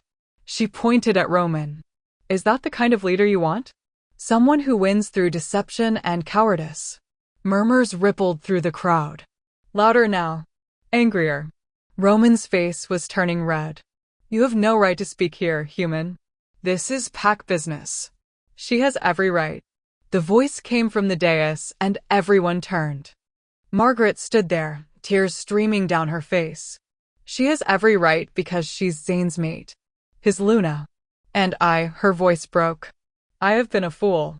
Mother, Roman said warily. What are you doing? What I should have done from the beginning. Margaret descended from the dais, moving to stand beside Zane. I let my grief over your father's death cloud my judgment. I let my favoritism for you, Roman, blind me to your true nature. And she looked at Zane, her face crumpling. I betrayed the son who deserved my loyalty. The son who has led our people with honor and strength for 8 years. No, Roman said. No, Mother, you can't. I can. Margaret's voice was firm now. And I am. Zane is the true Alpha King. And you, Roman, she turned to her younger son, grief and love and disappointment warring in her expression. You are a traitor. To your pack. To your family. To everything we stand for. Roman stared at her, shock giving way to rage. After everything I did for you. You did it for yourself, Margaret said sadly. You always have. Something in Roman's expression shattered. The charm, the cleverness, the careful mask, all of it fell away, leaving only raw, desperate fury. Fine, he snarled. Fine. You want Zane so badly? You can all die with him. He pulled something from behind the dais, a remote of some kind, and pressed a button. Nothing happened. Roman pressed it again. And again. His confusion turned to panic. Looking for these? Everyone turned to the entrance, where Ethan stood holding a set of detonators. Found them in the East Wing. Interesting setup. You had explosives throughout the foundation, set to bring the whole estate down. Would have killed everyone in this room. Roman's face went white. You were planning to kill them all, Zane said softly, standing despite his injuries. Even your own supporters. Even Mother. You were going to bring the building down and blame it on me. Become Alpha King of the Ashes. It would have worked, Roman whispered. It should have worked. I planned everything perfectly. Everything. His voice rose to a scream. Why can't you just die? He lunged at Zane, shifting mid-leap, pure desperation and rage driving him. But he never reached his target. 3 wolves intercepted him, pack members who'd been watching from the crowd. They brought Roman down hard, pinning him to the ground as he thrashed and howled. The challenge is over, one of them said, looking to Zane. Alpha, what are your orders? Zane stood in the center of the throne room, bloodied and exhausted, with his mate beside him and his people waiting for his command. And slowly, with great effort, he straightened to his full height. Roman Blackthorn, he said, his voice carrying to every corner of the room, you are found guilty of treason, attempted murder, and conspiracy to commit mass murder. The sentence is exile. You have until dawn to leave this territory. If you ever return, the sentence becomes death. Do you understand? Roman, still pinned, just laughed, a broken, bitter sound. Exile? That's it? After everything I did. You're my brother, Zane said simply. And despite everything, I can't bring myself to kill you. So yes, exile. Be grateful I'm showing you more mercy than you showed me. He gestured to the wolves holding Roman. Take him to the border. Make sure he leaves. They dragged Roman away, his laughter echoing through the halls until it finally faded to nothing. Silence fell over the throne room. Then, one by one, the wolves began to kneel. First the ones nearest to Zane, then the others, spreading through the crowd like a wave. Even the wolves who'd come with Roman, who'd raised weapons against their Alpha King, they all knelt. Long live the Alpha King, someone called out. Long live the Alpha King, others echoed, until the entire room was chanting it. Zane swayed on his feet, and Lila rushed to support him. You need medical attention. You're losing too much blood. I'm fine, he murmured, though his weight against her said otherwise. You're not fine. You're about 3 seconds from passing out. She looked around desperately. Someone get a healer. Now. Margaret appeared at Zane's other side, helping to support him. I'm so sorry, she whispered. Zane, I'm so... Later, Zane managed. We'll talk about it later. Right now, I just need to. His eyes rolled back, and he collapsed. Lila caught him, or tried to. He was too heavy, too big. She ended up on the ground with his head in her lap, his blood soaking through her jeans. Healer, she screamed. Some get a healer right now. Wolves were rushing forward, but everything felt too slow. Zane's breathing was shallow. His skin was too pale. The wounds Roman had given him were severe. She could see bone through the torn flesh of his shoulder. Don't you dare die, Lila whispered, pressing her hands against the worst of the bleeding. Don't you dare. We had a deal, remember? You come find me. You promised. Zane's eyes fluttered open, just for a moment. You came back, he breathed. I told you to run, and you came back. Of course I did, you idiot. Tears were streaming down her face. Did you really think I'd just leave you? Should have.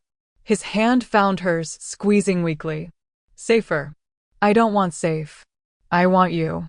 A smile tugged at his lips. Lila, don't. She pressed harder against his wounds, feeling his blood pulse between her fingers. Don't say goodbye. Don't you dare. Not goodbye, he whispered. Just, thank you. For giving me something worth fighting for. Then his eyes closed, and his hand went limp in hers. No. Lila shook him. Zane. Zane. A woman pushed through the crowd, older, with kind eyes and hands that glowed with soft golden light. Let me work, she said gently, kneeling beside Zane. Lila didn't want to let go. Every instinct screamed at her to keep holding him, keep protecting him. But Kara was there, pulling her back. Let the healer do her job, Luna. She's the best we have. Lila watched, helpless, as the healer's hands moved over Zane's body. The golden light intensified, and slowly, so slowly, the bleeding began to stop.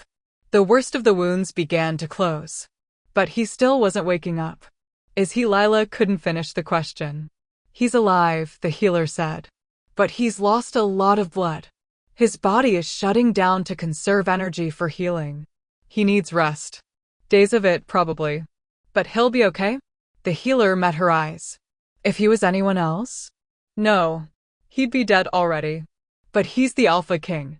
And more importantly, she smiled slightly. He has his mate.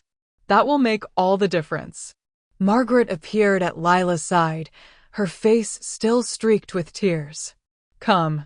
We'll take him to his quarters. You'll stay with him. It wasn't really a question. Yes, Lila said. I'm not leaving him. Good. Margaret's voice was thick with emotion. He'll need you when he wakes.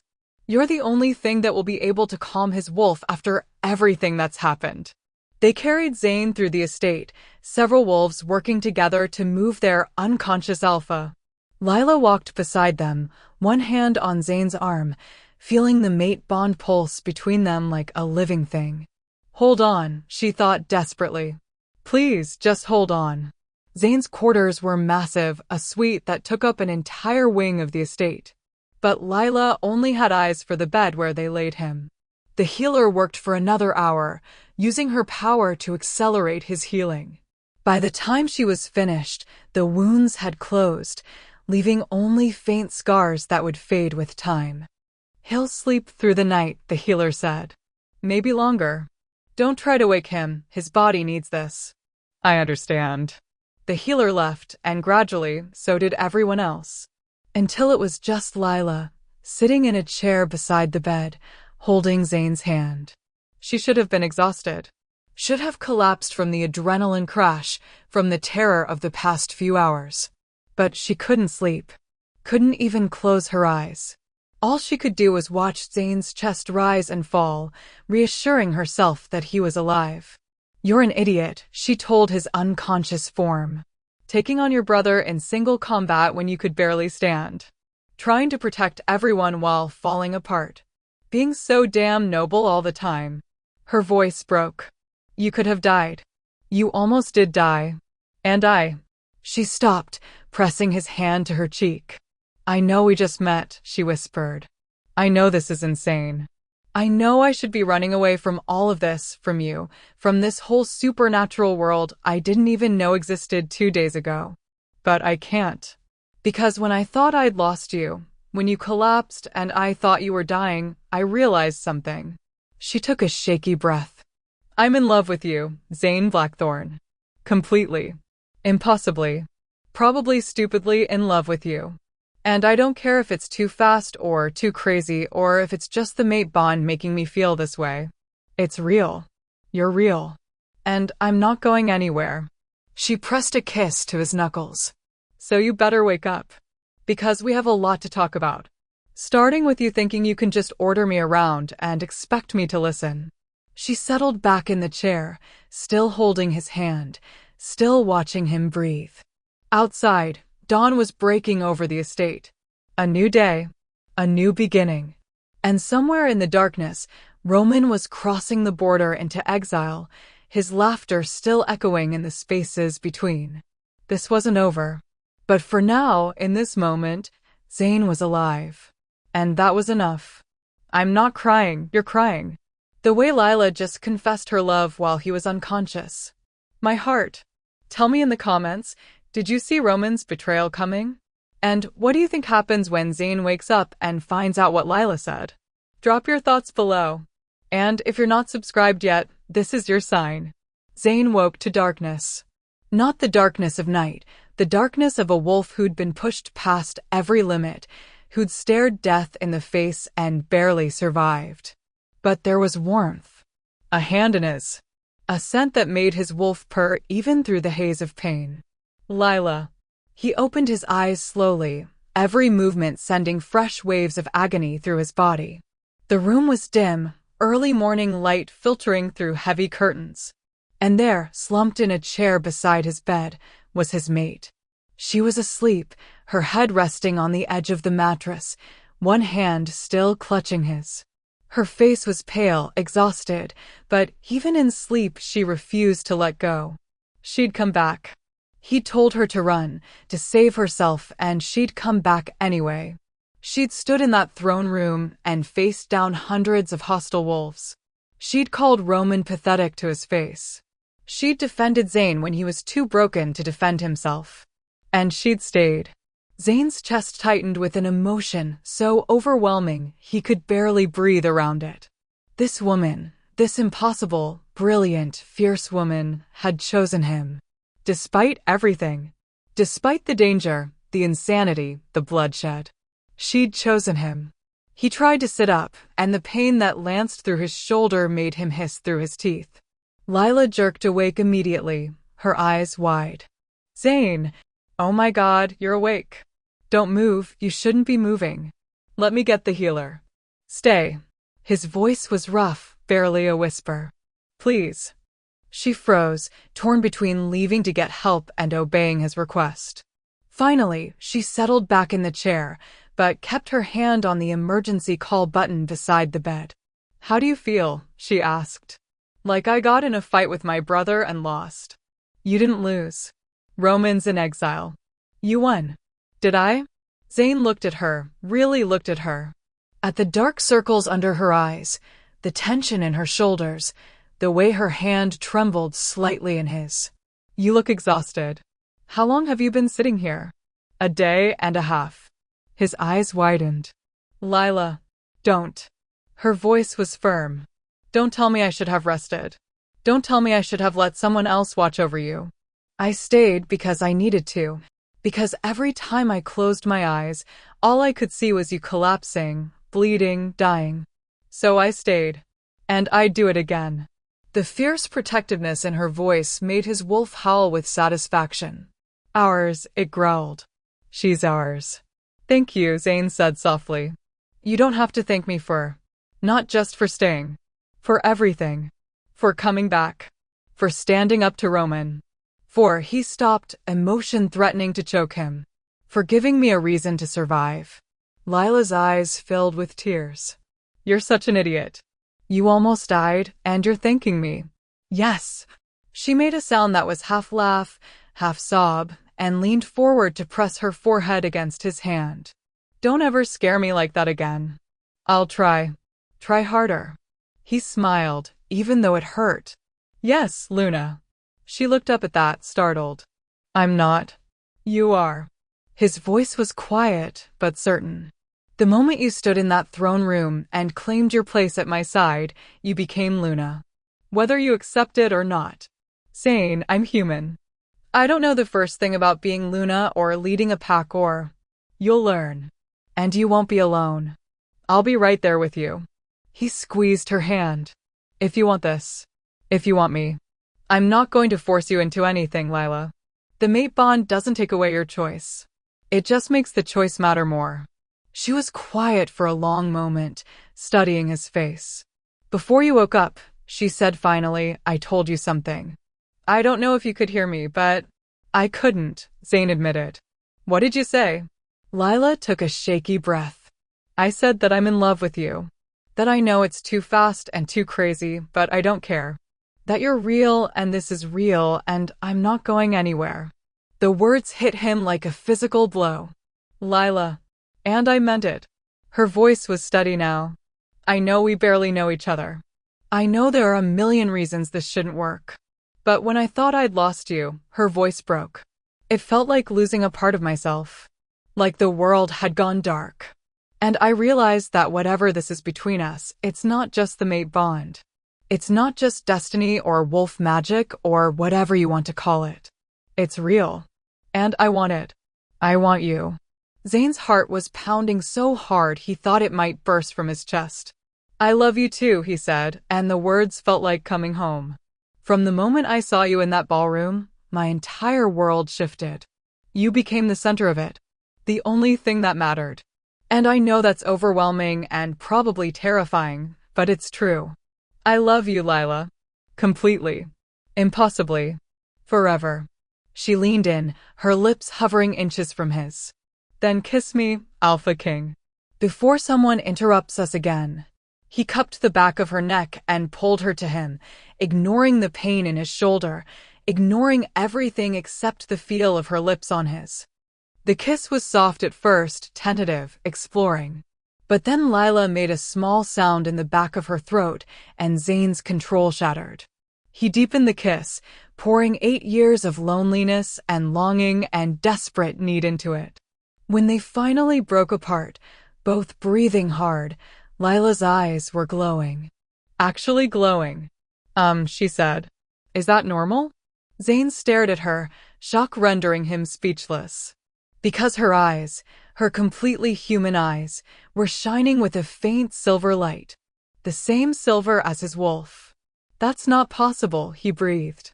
"What's not possible?" "Zane, you're scaring me." Before he could answer, the door burst open. The healer rushed in, followed by Kara, Ethan, and Margaret.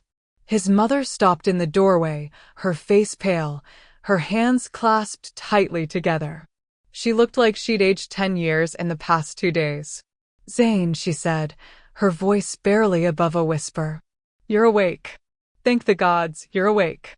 The healer moved to his side, already examining his wounds with glowing hands. You shouldn't be conscious yet. The trauma you sustained.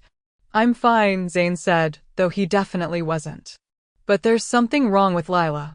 Her eyes, they were glowing. Everyone turned to look at Lila, who shrank back slightly.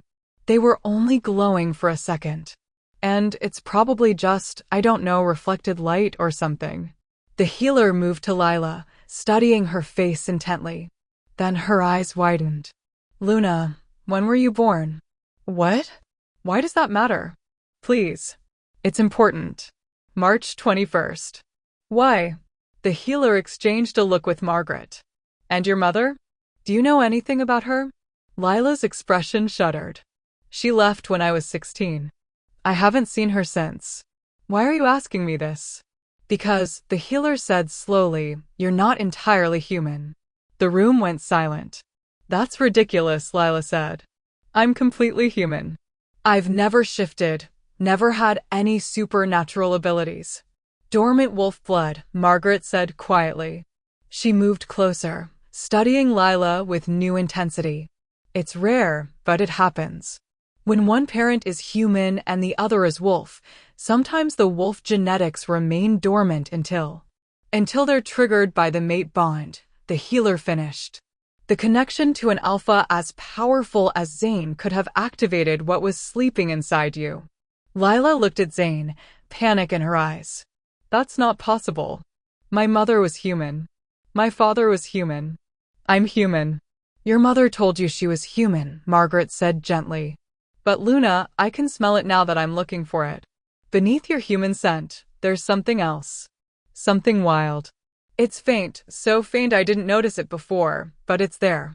No, Lila stood abruptly, backing away from the bed. No, this is insane. I can't be, I'm not. Lila. Zane tried to sit up, wincing at the pain. It's okay. We'll figure this out. Figure it out? Figure it out. Her voice rose with hysteria. My entire life I've been human. Normal. And now you're telling me that was a lie? That my mother, who abandoned me, who I haven't seen in 9 years, was actually a werewolf. And she never told me? Never prepared me? Just left me completely in the dark. Lila, please. No. She was at the door now, her chest heaving. I need air. I need to think. I can't. She fled. Zane tried to follow, tried to get out of bed, but his legs wouldn't support him. He collapsed back against the pillows with a frustrated snarl. Kara, he commanded. Follow her. Don't let her leave the estate. And don't let her be alone. Yes, Alpha. Kara rushed after Lila. The room fell silent again, everyone processing what had just been revealed. I didn't know, Margaret said finally. Zane, you have to believe me. If I'd known she had dormant wolf blood, I never would have. She stopped, her face crumpling. I've made so many mistakes. Yes, Zane said coldly. You have. Margaret flinched like he'd struck her. I know you're angry. I know I betrayed your trust. But please, let me explain. Explain what? That you chose Roman over me? That you helped him plan my murder? That you stood by his side while he tried to bring down everything I've built? Zane's voice was hard. What explanation could possibly make that acceptable? I thought I was protecting the family. Margaret's voice broke. When your father died, I was devastated. Lost. And Roman, he was so hurt, so angry that you'd become Alpha instead of him. He needed me. And I thought that if I just supported him, helped him feel valued, he'd eventually accept your rule. That the family could stay together. Instead, you enabled a traitor. Yes, the word was barely a whisper. I enabled a traitor. And I will spend the rest of my life regretting it. She moved closer, tears streaming down her face. Zane, I know I don't deserve your forgiveness. I know what I did was unforgivable. But you're my son. My firstborn. And I am proud of you. I always have been, even when I couldn't show it. Even when I let my grief make me weak. Zane wanted to stay angry. wanted to hold on to his righteous fury and push her away. But he was so tired. Tired of fighting. Tired of being betrayed. Tired of being alone. You hurt me, he said quietly. More than Roman ever could. Because I expected his betrayal.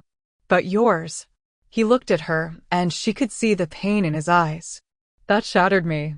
I know. Margaret sank into the chair Lila had vacated. And I will spend every day earning back your trust. If you'll let me. Before Zane could answer, Ethan's phone buzzed. He looked at the screen, and his face went white. Alpha, he said. We have a problem. What kind of problem? The kind where Roman didn't actually leave the territory. Ethan turned his phone around, showing security footage. He's been hiding in the old mining tunnels beneath the estate. And he's not alone.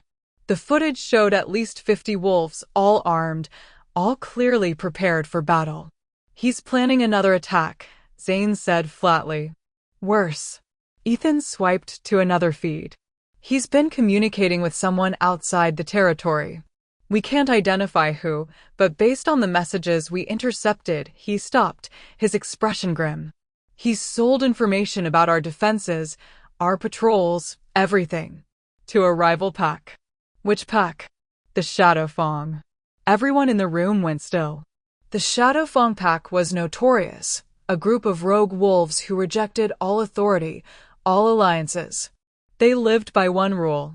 Take what you want, destroy what you can't take. And they'd been trying to invade the northern territories for years. How long until they arrive? Zane demanded. Based on the messages? They're already here. They crossed the border 3 hours ago. Zane swore viciously. How many? At least 200. Maybe more. And we have how many fighters currently? Maybe 75 who aren't injured from last night's attack. The math was simple. They were outnumbered almost 3-1. Against an enemy that fought without honor, without mercy. We need to evacuate, Margaret said. Get the civilians out, retreat too. No, Zane's voice was absolute. We don't retreat. This is our territory. Our home. We defend it. Alpha, with respect, the healer said carefully, you can barely stand. You're in no condition to lead a defense against. I'll manage.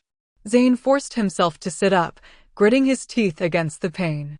Ethan, mobilize everyone who can fight. I want the estate fortified, every entrance, every weak point. Kara, he stopped. Where's Kara? Following the Luna, Ethan said. Find them. Both of them. Bring them to the safe room, the real one, not the one Roman compromised. They stay there until this is over. Zane, Margaret said quietly. If Lila truly has dormant wolf blood, and if it's been activated by the mate bond, she might be able to help in the fight. Absolutely not. She's stronger than you think. I said no. Zane's eyes flashed silver. She's untrained. Unprepared. She doesn't even know what she is yet. I will not risk her life because we're desperate. And what about your life? Margaret challenged. You're going into battle half dead. At least let me. You've lost the right to give me advice about anything. The words were harsh, final. You'll stay in the estate. You'll keep out of the way. And when this is over, if I survive, we'll discuss your future here. Margaret paled but nodded. Understood. Zane turned to the healer. Give me something for the pain. Whatever you've got. I need to be functional. Alpha, the amount of medication required to mask your injuries could. I don't care. Do it. The healer hesitated, then pulled out a syringe filled with glowing liquid. This will help. But it won't last long. An hour, maybe 2. After that, your body will shut down whether you want it to or not. Then I'd better win fast. She injected the medication directly into his shoulder. The effect was immediate. The pain receded to a dull throb, and strength flooded back into his limbs. Zane stood, testing his balance. Not perfect, but functional. Ethan, with me. We need to. An explosion rocked the building. Zane stumbled, catching himself against the wall. Through the window, he could see smoke rising from the south wing. They're here, Ethan said grimly. Another explosion. This one closer. The sound of shattering glass, of screams, of wolves howling war cries. The Shadow Fawn had arrived. And they weren't wasting time. The next hour was chaos. Zane moved through the estate like a ghost, his body operating on adrenaline and medication and sheer desperate will. Everywhere he looked, there was fighting, his wolves against the Shadow Fawn invaders, brutal close-quarters combat in hallways and rooms never meant for battle. He'd shifted, his black wolf tearing through enemies with vicious efficiency. But there were so many. For every Shadow Fawn wolf they brought down, 2 more seemed to appear. They were losing ground. Fall back to the inner sanctum. Zane roared through the pack link. Defensive positions. Now. His wolves obeyed, retreating in organized groups, covering each other's escape. But the Shadow Fawn pursued relentlessly, driving them deeper into the estate. Zane held the rear, protecting his people's retreat. A massive gray wolf lunged at him, one of the Shadow Fawn lieutenants, and Zane met it head-on. They crashed together, a tangle of fur and fangs and fury. The lieutenant was good, experienced, strong. But Zane was Alpha King. He caught the lieutenant's throat in his jaws and squeezed. Not enough to kill, not yet. Enough to make the other wolf submit. Call them off. Zane snarled through the pack link, knowing the lieutenant could hear him even though they weren't part of the same pack. Retreat now and I'll let you live. The lieutenant just laughed, a horrible, wet sound. We're not here for territory, King. We're here for blood. Specifically, his voice turned mocking. Your mates. Zane's entire body went cold. What? Roman made a deal. Help us breach your defenses, and we get the human. Seems she's worth quite a bit to certain interested parties. What parties? Wouldn't you like to know? The lieutenant grinned through his blood-stained muzzle. But you'll figure it out soon enough. When we're dragging her out of whatever hole you've hidden her in. Rage, pure, primal rage, exploded through Zane. He tightened his grip on the lieutenant's throat, and this time he didn't hold back. The lieutenant's laughter turned to choking, then to silence. Zane dropped the body and shifted back to human form, not caring about his nakedness or his vulnerability. He pulled out his phone with shaking hands. Kara, he said the moment she answered. Where's Lila? In the gardens. Alpha, she needed air, and I didn't think. The gardens are exposed. Zane was already running, shifting mid-stride. Get her inside now. The Shadow Fawn are targeting her specifically. On it. Zane poured everything he had into running. His wounds were screaming, the medication was wearing off, but he didn't care. All that mattered was reaching Lila. Protecting her. Keeping her safe. He burst into the gardens and stopped dead. Kara was on the ground, unconscious, but breathing. And standing over her, with a knife pressed to Lila's throat, was Roman. He looked different. Wild. His clothes were torn, his eyes glowing amber with madness. He'd shifted partway, claws extended, fangs visible. Hello, brother, Roman said cheerfully. Fancy meeting you here. Let her go, Zane growled. Now why would I do that? She's the only leverage I have left. Roman pressed the knife harder against Lila's throat, and Zane watched a thin line of blood appear. You took everything from me, Zane. My birthright. My home. My mother. So I'm going to take something from you. Roman, please, Lila said, her voice surprisingly steady. You don't want to do this. Don't I? Roman laughed. You know what's funny? I actually liked you, Lila. In another life, we might have been friends. But you're his mate. Which means you're the one thing that can destroy him. And destroying Zane. He leaned in close to her ear. That's all I have left. If you hurt her, Zane said, his voice deadly calm, I will spend the rest of my life hunting you. There will be no exile. No mercy. No escape. I will find you wherever you hide, and I will make you suffer for years before I finally let you die. Empty threats, brother. You're barely standing. The Shadow Fawn are tearing through your territory. Your pack is falling apart. You've already lost. Roman's smile widened. But I'll make you a deal. You let me walk out of here, let me disappear with my life intact, and I'll let her live. Or, he dragged the knife lightly across Lila's throat, making her gasp. I can open her throat right now, and you can watch her bleed out in your precious gardens. Zane's mind raced. Roman was unstable, desperate. He might actually do it. Might actually kill Lila just to hurt Zane. But if Zane agreed to let him go, if he showed that kind of weakness, Roman would never stop. He'd always come back. Always be a threat. He was about to respond when Lila spoke. You're right, she said quietly. You've won, Roman. Zane can't protect me. He's too weak. Too injured. I'm completely defenseless. Zane's eyes widened. What was she doing? So here's what's going to happen, Lila continued. You're going to let me go. And then you're going to run. Very, very fast.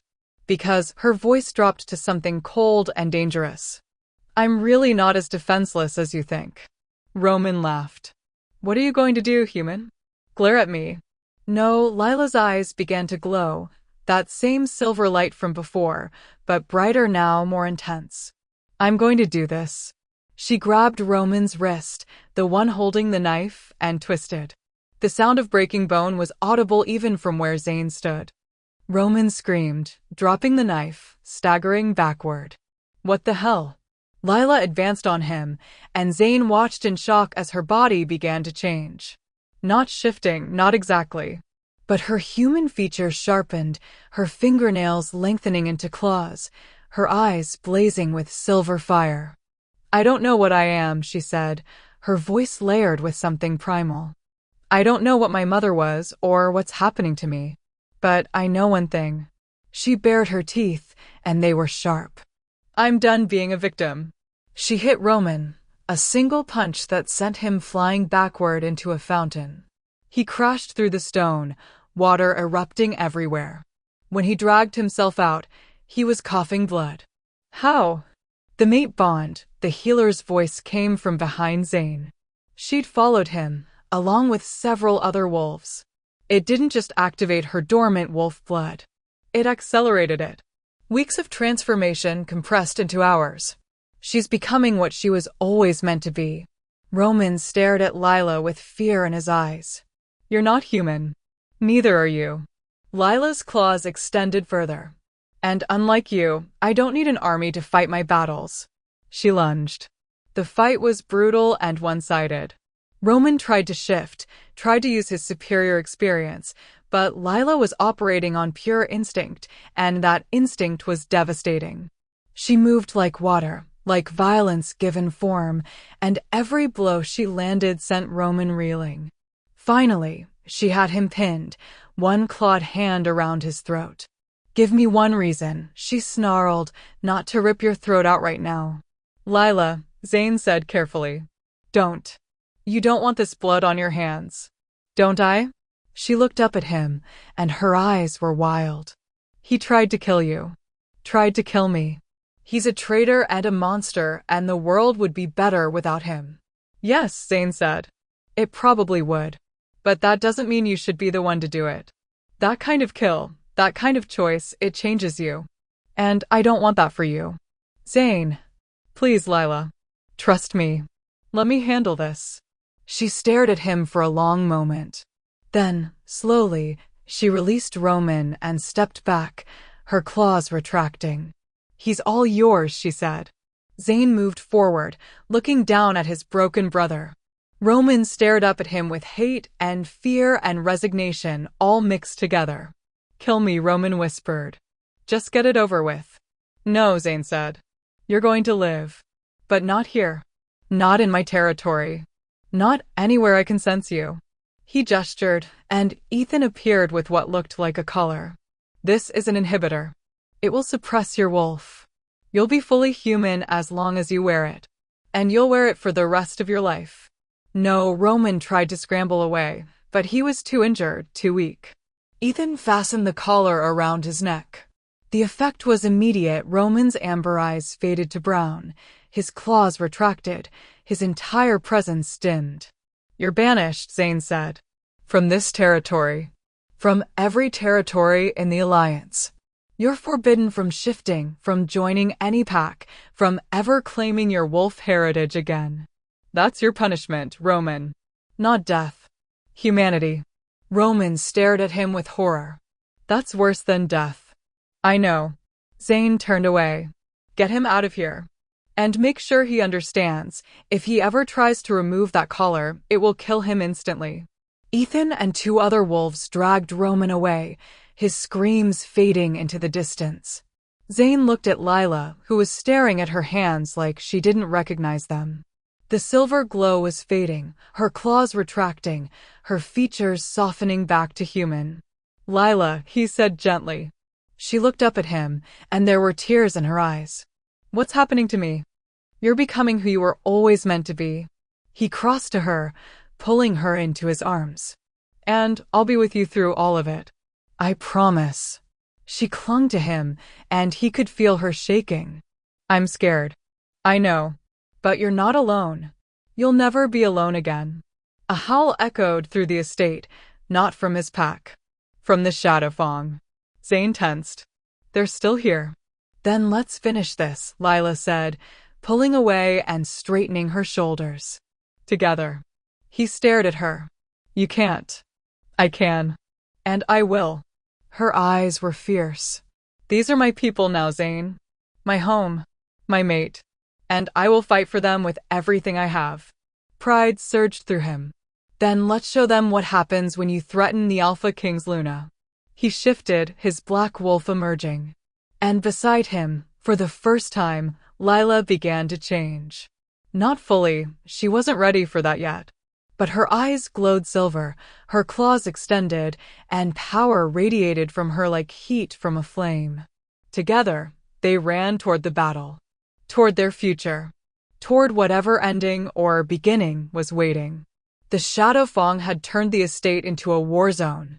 Zane and Lila emerged from the gardens to find the grounds littered with bodies, both Shadow Fong and their own pack members. Smoke billowed from shattered windows. Blood stained the pristine marble steps. And everywhere, the sounds of battle, snarls, screams, the clash of tooth and claw. But the worst part was the silence that fell when they appeared. Every wolf, friend and foe alike, stopped fighting and turned to stare. At Zane, the Alpha King who should have been dead. Standing tall despite his wounds, his silver eyes blazing with fury and determination. And at Lila, the human who wasn't human.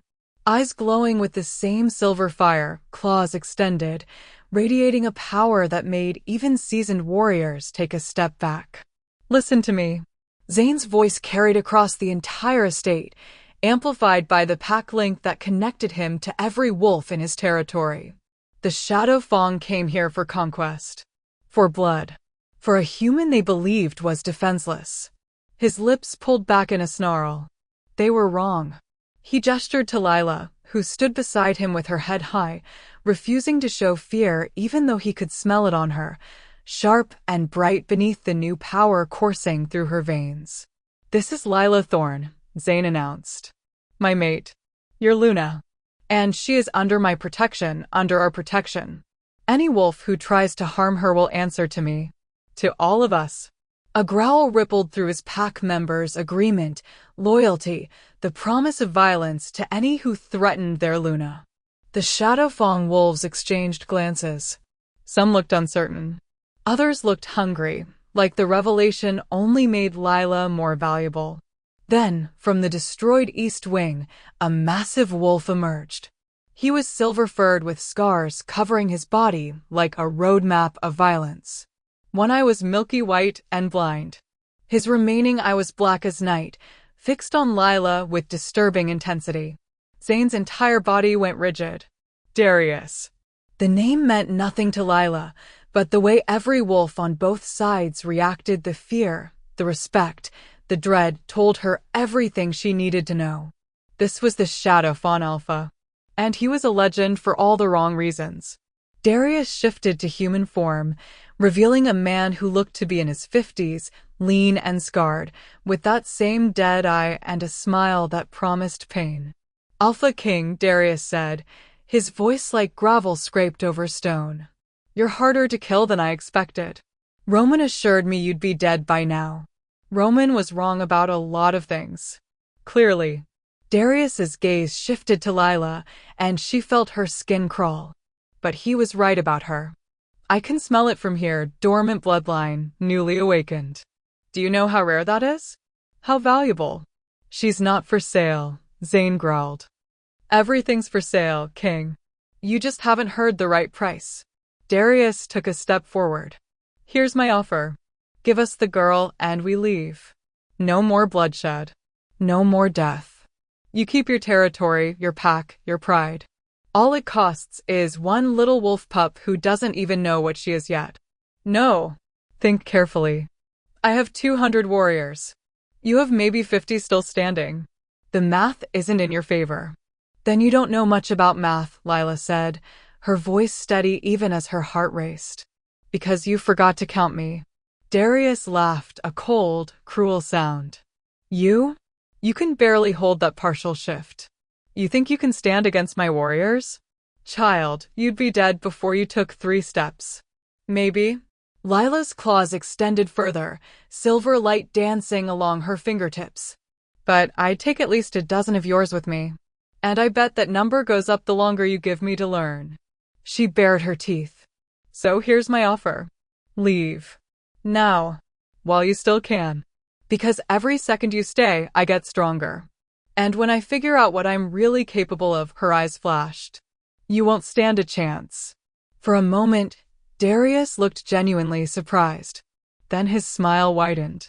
Oh, I like her. She's got fire. Roman said she was special, but I didn't believe him. He tilted his head. Which makes this next part even more unfortunate. He raised his hand, and 50 Shadow Fang wolves moved forward as one, forming a wall between Darius and the main building. Last chance, King, Darius said. Give her up, or we take her. Along with everyone else in this estate. Zane's response was to shift fully, his black wolf emerging with a roar that shook the windows. Around him, his pack did the same, exhausted, injured, but loyal to the end. Lila felt something building inside her, pressure, heat, power demanding to be released. She didn't know how to fully shift. Didn't know what she was doing. But her body seemed to understand on an instinctive level. Let go, something whispered in her mind. A voice that sounded like her own but wilder, more primal. Trust me. Let go. So she did. The transformation was agony and ecstasy all at once. Bones breaking and reforming. Muscles tearing and rebuilding. Senses exploding to life. Suddenly she could smell everything, hear everything, feel the heartbeat of every living creature around her. And then it was done.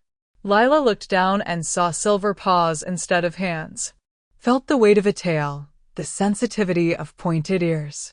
She was smaller than Zane, more compact, but when she caught her reflection in a shattered window, she saw eyes that glowed like moonlight. Beautiful, Zane's voice echoed in her mind through the pack link. You're beautiful, Lila. She turned to him, and their eyes met. In that moment, the mate bond snapped fully into place, no longer a whisper but a roar, connecting them on a level deeper than blood or bone. She could feel everything he felt. His love, his pride, his absolute certainty that together they could survive anything. Together, she sent back through the link. We fight together. Together, he agreed. Then the Shadow Fawn attacked. The battle that followed was chaos incarnate. Lila discovered that her new form was faster than she had any right to be. She dodged attacks that should have killed her, her body moving on pure instinct. And when she struck back, her claws tore through fur and flesh like they were paper. But she was untrained, unprepared. For every Shadow Fang wolf she wounded, 2 more appeared to take its place. Stay close to me, Zane commanded through the pack link. Don't let them separate us. She tried. But the battlefield was chaos, and the Shadow Fang were experienced fighters who knew how to divide and conquer. A massive brown wolf slammed into her side, sending her rolling across the blood-slicked ground. She scrambled to her feet, but 3 more were already closing in, circling her like sharks. Zane, she called through the link. Hold on. But he was engaged with 5 Shadow Fang wolves himself, unable to break away. The brown wolf lunged at her throat. Lila dodged, but one of the others caught her hind leg, fangs sinking deep. She yelped, twisting to snap at her attacker, and that's when the third wolf went for her exposed belly. Time seemed to slow. Lila saw the attack coming, knew she couldn't dodge it, knew this was how she died. And then a blur of auburn fur crashed into her attacker, sending it flying. Kara. The female wolf positioned herself between Lila and the Shadow Fang pack, her teeth bared, her eyes fierce. "Get up, Luna," she commanded through the pack link. "You're not dying on my watch." Lila forced herself to stand despite the pain in her leg. Around them, more of Zane's pack were converging, Ethan, the healer, a dozen others, all forming a protective circle around their Luna. "We protect the Luna," Ethan's voice echoed through the pack link. "To the last breath, we protect her." The Shadow Fang wolves hesitated, clearly not expecting this level of loyalty, this willingness to die for someone who'd been part of their pack for less than 3 days. But Zane's wolves didn't hesitate. They threw themselves into the fight with renewed fury, driving the Shadow Fang back step by bloody step. Lila watched in awe as her mate, her pack, fought for her. These wolves, who owed her nothing, who barely knew her, were willing to die to keep her safe. "No," she thought fiercely. "No one else dies for me." Power surged through her, that same silver light that had appeared before, but stronger now, brighter. It radiated from her like heat from the sun, and every wolf in the vicinity stumbled back, shielding their eyes. "What is that?" someone shouted. Lila didn't know, but she could feel it building inside her, demanding release. Ancient power that had nothing to do with being wolf or human or anything in between. "Lila," Zane's voice in her mind, urgent. "What are you doing?" "I don't know," she admitted. "But I think I need to let it out. It could kill you. It could save us." She looked at him across the battlefield, and even through the chaos and the blood and the violence, she felt that bond between them, unbreakable, eternal, real. "I love you," she sent to him. "Whatever happens, I love you." "Don't you dare say goodbye," Zane snarled. "Don't you." Lila released the power. It exploded outward in a wave of silver light, so bright that even she had to close her eyes against it. She felt it wash over the battlefield, felt it touch every wolf present, friend and foe alike. And then she felt it push. The Shadow Fang wolves were thrown backward as if by a physical force. They crashed into walls, into each other, into the ground. Some shifted back to human form involuntarily. Others simply collapsed, unconscious. When the light finally faded, Lila stood at the center of a crater, the ground beneath her paws scorched black in a perfect circle. And every Shadow Fang wolf still conscious was staring at her with fear. "What the hell is she?" one of them whispered. Darius, who'd been thrown into a collapsed fountain, pulled himself to his feet. His remaining eye was wide with something between awe and terror. "Silver wolf," he breathed. "Impossible. They're extinct." "They've been extinct for centuries." "Apparently not," Lila said, surprised to discover she could speak even in wolf form, her voice layered with harmonics that made every wolf present shiver.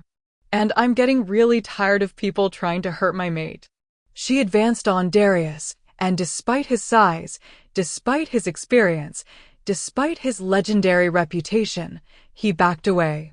"The Silver Wolves were peacekeepers," Darius said, his voice shaking. "They could force submission without violence. They could end wars with a thought. They were more powerful than you," Lila finished. "Which means you have a choice. Leave now and never come back.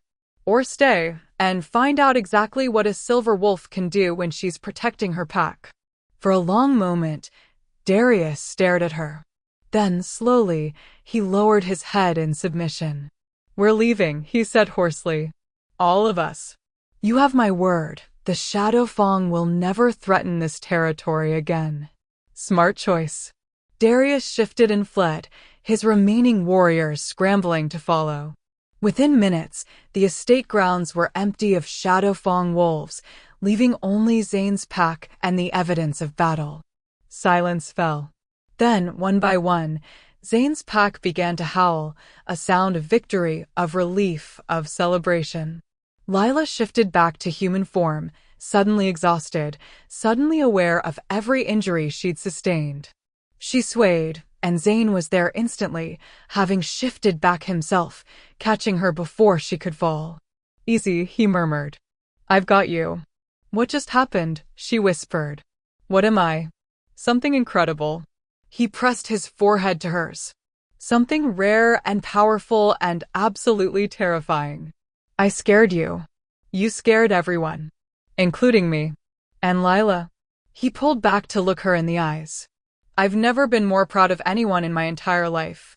She wanted to respond, wanted to say something profound, but exhaustion was crashing over her like a wave. Her eyes were closing despite her best efforts to keep them open.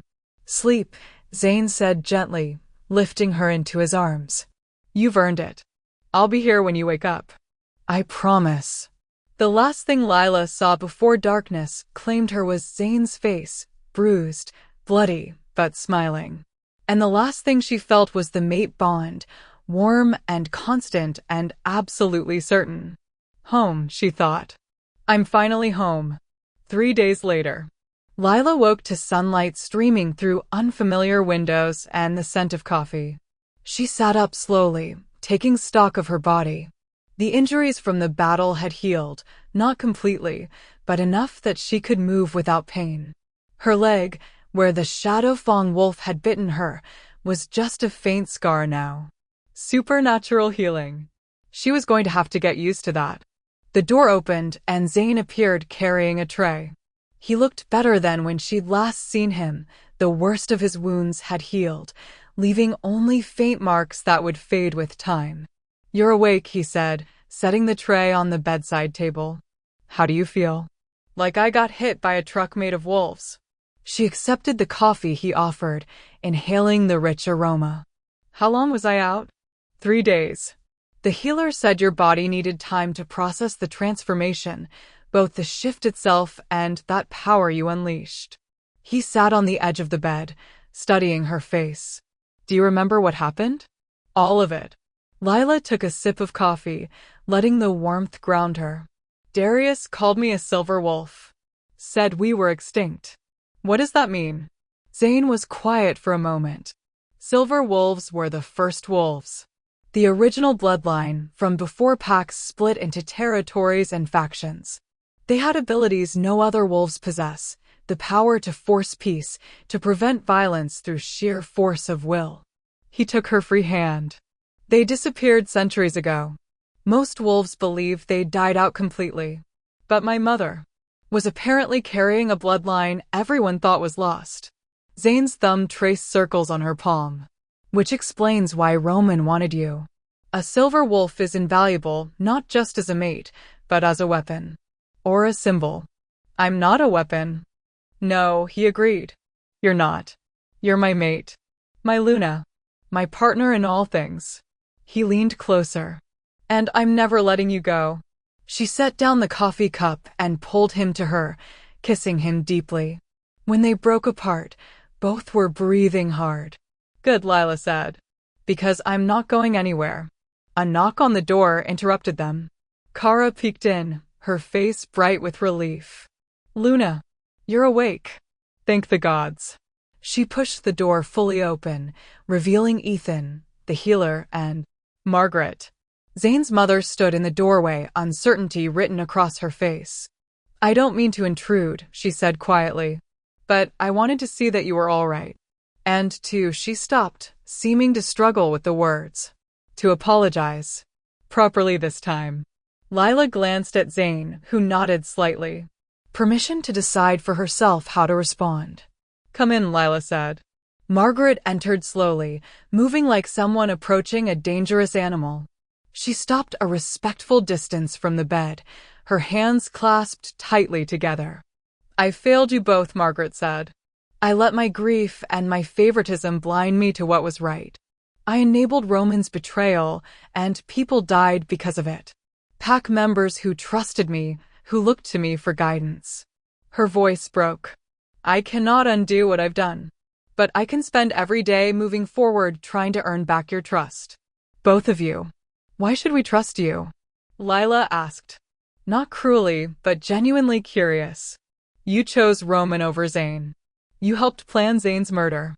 Words are easy. What actions are you willing to take? Margaret met her eyes. Whatever you require of me.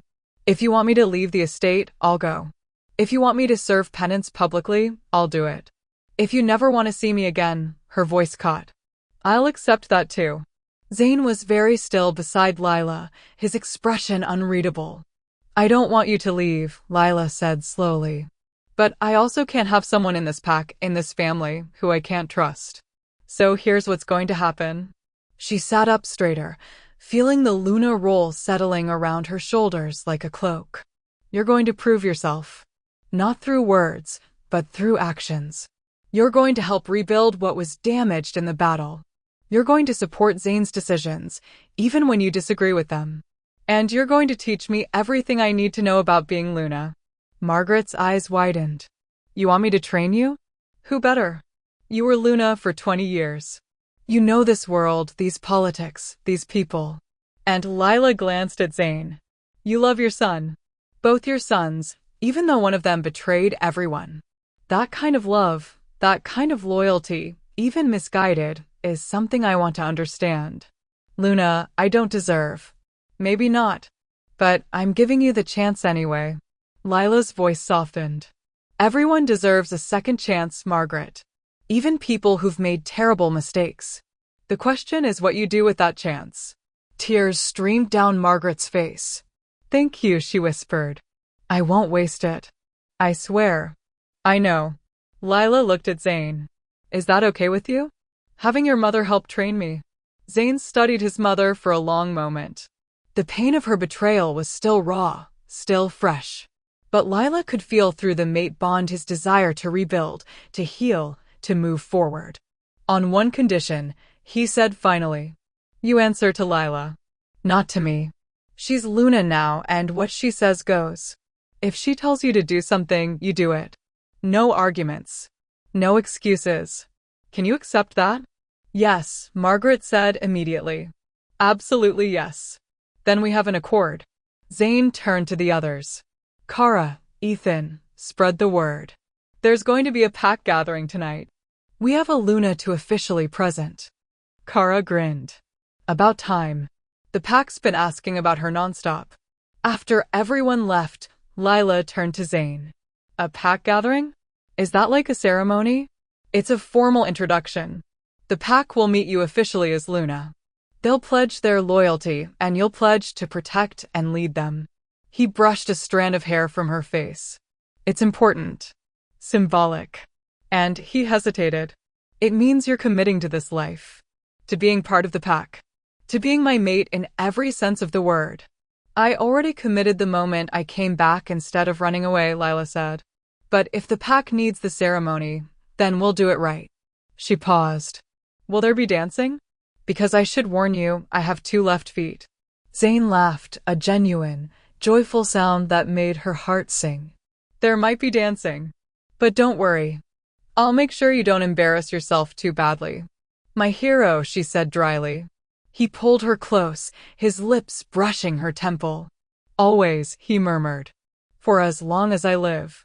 And Lila, wrapped in the arms of her mate, surrounded by her new pack, finally felt the last piece of her broken heart slide into place.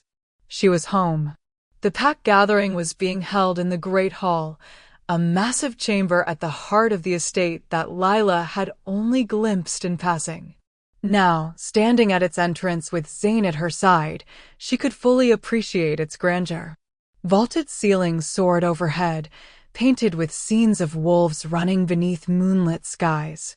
Columns carved from dark stone supported archways etched with ancient runes. And at the far end, elevated on a dais, stood 2 thrones, one large and imposing, the other slightly smaller, but no less magnificent. The Alpha King's throne. And the Luna's. Nervous? Zane murmured beside her. Terrified, Lila admitted.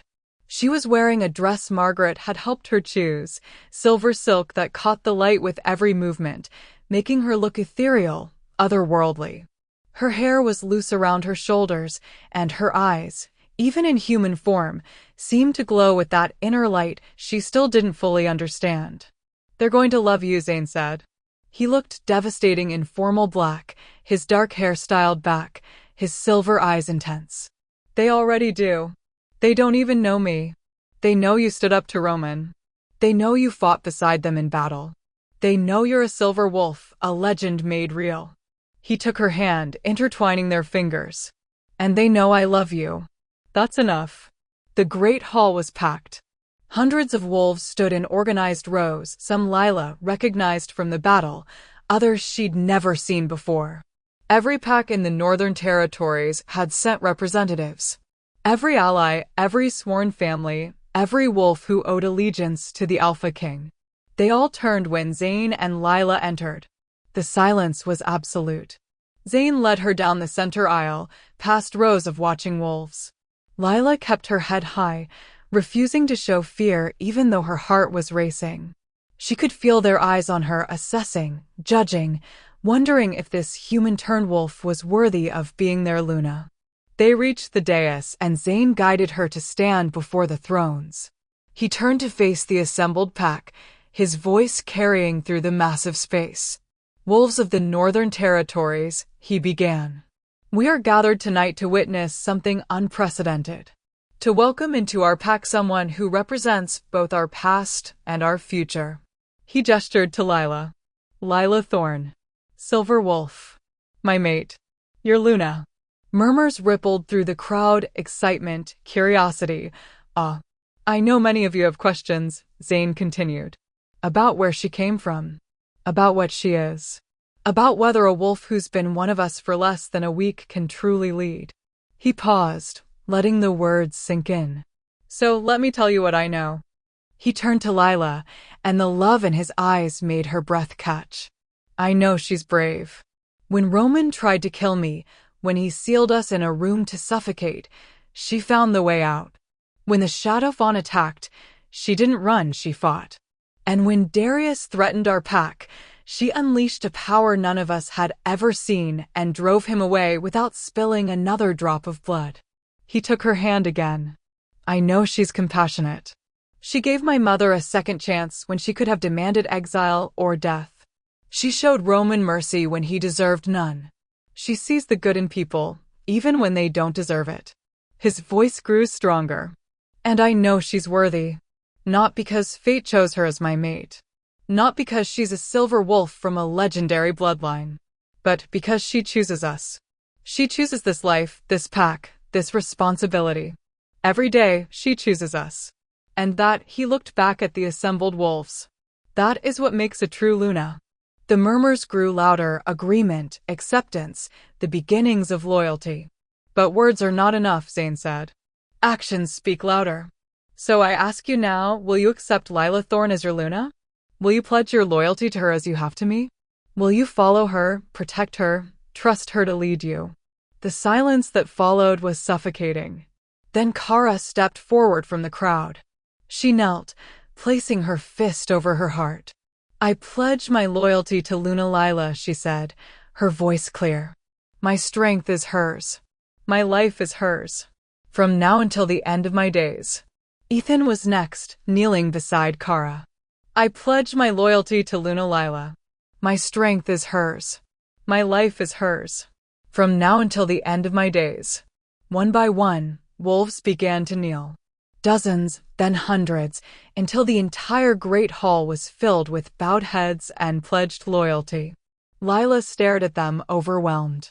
These wolves, these powerful, ancient, terrifying creatures, were pledging themselves to her. A girl who'd been serving coffee and worrying about rent just days ago. What do I do? She whispered to Zane. Accept their pledge, he murmured back. Speak from your heart. Lila took a shaky breath and stepped forward. Her voice, when she spoke, was stronger than she expected. I accept your pledge, she said. And I give you mine in return. I promise to protect you, to fight for you, to lead with compassion and strength. She looked across the sea of kneeling wolves. I'm new to this world. I'm going to make mistakes. But I swear to you, I will never stop trying to be worthy of your loyalty. I will never stop fighting for this pack, for this family. She felt power building inside her again, that silver light responding to her words, to the bonds being forged in this moment. It radiated from her gently, touching each wolf present, and she felt their acceptance, their trust, their hope. Rise, she said. All of you. Rise as my pack. As my family. They stood as one, and the great hall erupted in howls, joyful, triumphant, welcoming. Zane pulled Lila to him, kissing her deeply as the pack celebrated around them. When they broke apart, both were smiling. How did I do? Lila asked. Perfectly, Zane said. You were absolutely perfect. The celebration that followed was chaotic and joyful. Long tables had been set up in the great hall, laden with food and drink. Music played, traditional pack songs mixed with modern beats. Wolves danced, laughed, told stories of the battle. Lila found herself surrounded by well-wishers. Pack members who wanted to meet her, to thank her, to pledge their loyalty personally. She tried to remember names and faces, tried to be gracious and warm, tried to be the Luna they needed. But after an hour, the crowd was overwhelming. I need air, she told Zane. He nodded, understanding immediately. The balcony. Go. I'll handle things here. Lila slipped away, finding a door that led to a large balcony overlooking the gardens. The night air was cool and sweet, the moon full and bright overhead. She leaned against the railing, closing her eyes, just breathing. It's a lot, isn't it? Lila spun to find Margaret standing in the doorway. Zane's mother had changed from her formal attire into something simpler, more comfortable. She looked tired but at peace. I didn't mean to intrude, Margaret said. I saw you slip away and thought you might want company. But if you'd prefer to be alone. No, Lila said. Stay. Please.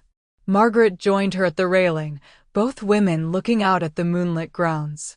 I remember my first pack gathering, Margaret said softly. I was so nervous I threw up 3 times before the ceremony. My mate, Zane's father, had to practically carry me into the great hall. What made you so nervous? The same thing that's making you nervous now, I imagine. The weight of it all. The responsibility. The knowledge that hundreds of lives are depending on you to make the right choices. Margaret glanced at her. It's terrifying. Does it get easier? Yes and no. You get more confident. More certain of yourself. But the weight never really goes away. You just get stronger at carrying it. Margaret paused. Can I give you some advice? Luna to Luna. Please. Don't try to be perfect. Don't try to be what you think everyone wants you to be. Just be yourself, flawed, uncertain, human. She smiled slightly. Well, mostly human. The pack doesn't need a perfect Luna. They need a real one. Someone who understands their struggles, who fights for them, who cares. And from what I've seen, you're already all of those things. I'm scared I'm going to fail them, Lila admitted. I don't know the first thing about pack politics or supernatural law or... So you'll learn. You'll ask questions. You'll make mistakes and fix them. Margaret turned to face her fully.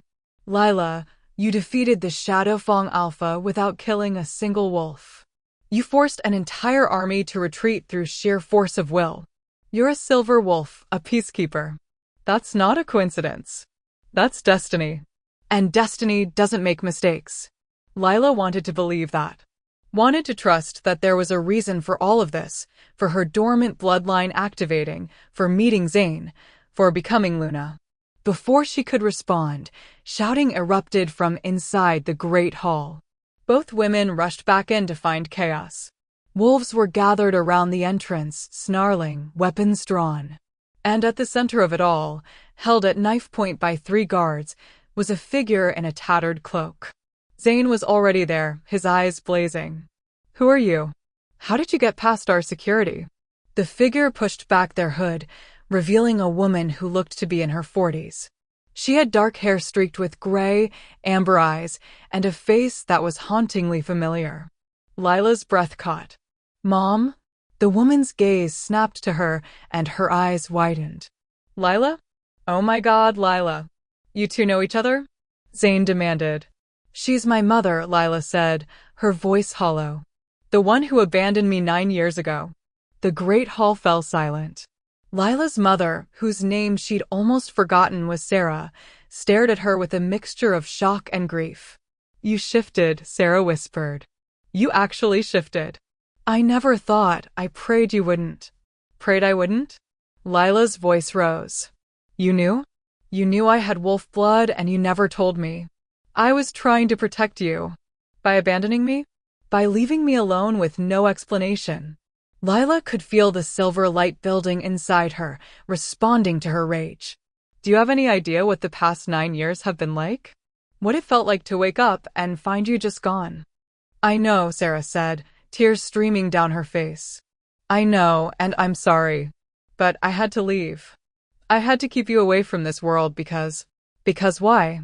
Sarah looked around the great hall, at all the watching wolves, and her expression turned desperate. "Because there are wolves looking for silver wolf bloodlines. Hunters who want to eliminate any trace of the old powers. And when I realized you were showing signs, when I started to suspect what you were, I knew I had to disappear. To make sure they couldn't trace you through me." "That's convenient," Zane said coldly. "You abandon your daughter and claim it was to protect her?" "It's the truth." Sarah turned to him. "You're the Alpha King. You must know about the Covenant. About what they do to bloodlines they consider dangerous." Zane's expression shifted. "The Covenant hasn't been active in decades. They've been active. Just hidden. Working in shadows." Sarah's voice shook. "And when they found out about me, about what I was, they came for me. I barely escaped. And I knew that if they ever connected me to Lila, they'd come for her too. So I left. I made myself disappear. I let her think I was dead or selfish or just gone. Because that was safer than the truth." "What truth?" Lila demanded. "What exactly are you?" Sarah met her daughter's eyes. "I'm a silver wolf. Like you. And the Covenant has been hunting our bloodline for centuries, trying to eradicate us completely. Because they're terrified of what we represent: peace, unity, the end of their power struggles and territorial wars." "If you were trying to protect her," Zane said, "why come here now? Why reveal yourself?" "Because I felt it." Sarah looked at Lila. 3 days ago, I felt a surge of silver wolf power. Strong enough to sense from 1,000 miles away. I knew immediately either another silver wolf had awakened, or my daughter had survived long enough to shift." Her voice broke. "I came because I had to see. Had to know. And because," she looked around the great hall, "if the Covenant felt that power surge too, they're coming. And Lila needs to be ready." The words sent a chill through the room. "How many?" Zane asked. "I don't know. Dozens maybe. They've been building their forces for years, preparing for the day a silver wolf emerged." Sarah's gaze was haunted. "And now one has. They won't stop until she's dead. Until the last silver wolf is eliminated forever." "Let them come," Zane growled. "We just defeated the Shadow Fong. We can handle." "The Covenant isn't like the Shadow Fong. They're not interested in territory or power. They're zealots. Fanatics who believe silver wolves are an abomination." Sarah moved toward Lila, though the guards kept their weapons trained on her. "Please. I know you hate me. You have every right to. But let me help you. Let me teach you what you need to know to survive." Lila stared at the woman who'd given birth to her, who'd raised her for 16 years, who'd abandoned her without a word. Part of her wanted to refuse. Wanted to send Sarah away and never see her again. But the practical part, the Luna part, knew that Sarah had information they needed. Skills that could save lives. "You can stay," Lila said finally. "But you're not my mother. Not anymore. You lost that right when you left me. You're an advisor. A teacher. Nothing more." Sarah's face crumpled, but she nodded. "I understand." "And Lila? For what it's worth, I never stopped loving you. Not for a single day. Then you shouldn't have left. Before Sarah could respond, a wolf burst into the great hall. Alpha, we've got movement on the western border. Multiple hostiles. They're not trying to hide, they're marching straight for the estate. How many? Zane demanded. At least 100. Maybe more. They're carrying banners with some kind of symbol, a silver wolf with a slash through it. Sarah's face went white. They're already here. The Covenant. They must have been tracking me, waiting for me to lead them to another silver wolf. She looked at Lila with anguish. I'm so sorry. I led them right to you. Doesn't matter, Zane said. What matters is stopping them. He turned to his pack. Battle stations. Same protocols as the Shadowfang attack. Kara, Ethan, coordinate the defenses. Margaret, get the non-combatants to the safe rooms. I'm fighting, Lila said. Lila. I'm Luna. Which means I fight for my pack. She met his eyes. And these people came here to kill me specifically. I'm not hiding while others die in my place. Zane looked like he wanted to argue, but he knew better. Fine.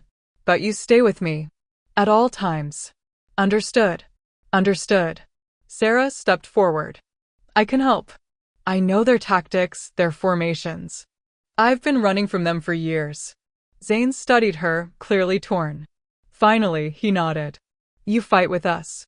But if you betray Lila, if you put her in danger, I won't. On my life, I won't. Your life is exactly what's at stake. They moved as one toward the exits, the entire pack mobilizing for war. But as they reached the doors, Lila felt something, a presence, cold and ancient and hostile, pressing against her consciousness. She stopped, and Zane immediately noticed. What is it? They're not just here to kill me, Lila said slowly. They're here to take me. I can feel it. Something wants me alive. That's impossible, Sarah said. The Covenant kills silver wolves. They don't capture them. Unless they've found a use for them, Zane said grimly. A silver wolf's power could be weaponized. Used to control other packs, to force submission. Then we make sure that never happens, Lila said. She felt the silver light building inside her again, stronger than ever before. Because I'm done being anyone's victim, anyone's weapon, anyone's pawn. She looked at Zane, at her pack, at her mother who'd finally come home, 9 years too late, but here nonetheless. Tonight, we end this, Lila said. No more running. No more hiding. Tonight, the silver wolves stop being prey and become what we were always meant to be. What's that? Kara asked. Lila's eyes blazed with silver fire. Legends. The Covenant army was waiting at the western border. They wore black armor etched with runes designed to suppress supernatural abilities. They carried weapons made of silver, not the precious metal, but something darker, colder, forged specifically to harm wolves. And at their head stood a figure in white robes, face hidden behind a silver mask carved to look like a wolf skull. Alpha King, the figure called out, voice distorted by the mask. We have no quarrel with you. Give us the silver wolf and we leave peacefully. Not happening, Zane growled.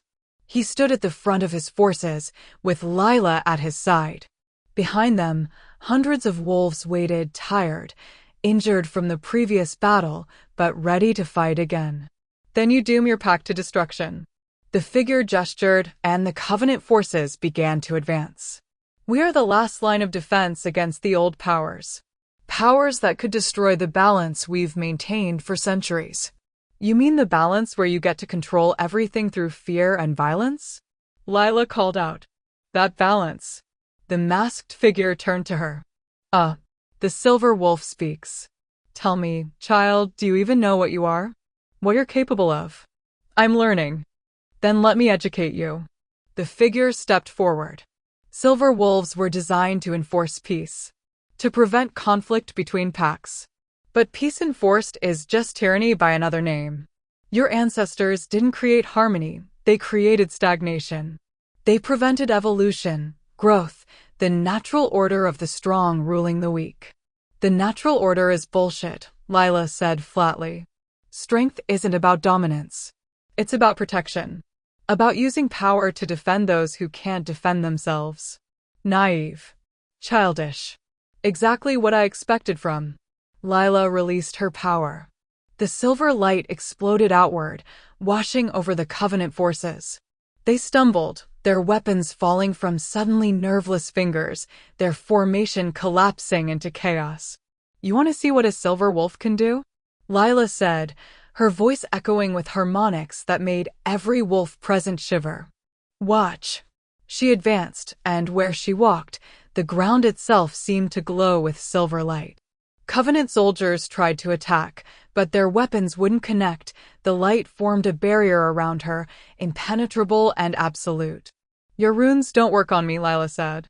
Your silver weapons can't touch me. Because I'm not just a silver wolf. I'm the first silver wolf in 3 centuries. And I carry the accumulated power of every ancestor who came before me. She was bluffing. She had no idea if that was true. But it sounded impressive, and more importantly, it was working. The Covenant forces were backing away, uncertainty replacing their earlier confidence. The masked figure raised a hand. Kill her. Kill them all. No mercy. But before the Covenant could attack, Lila did something she didn't know she could do. She sang.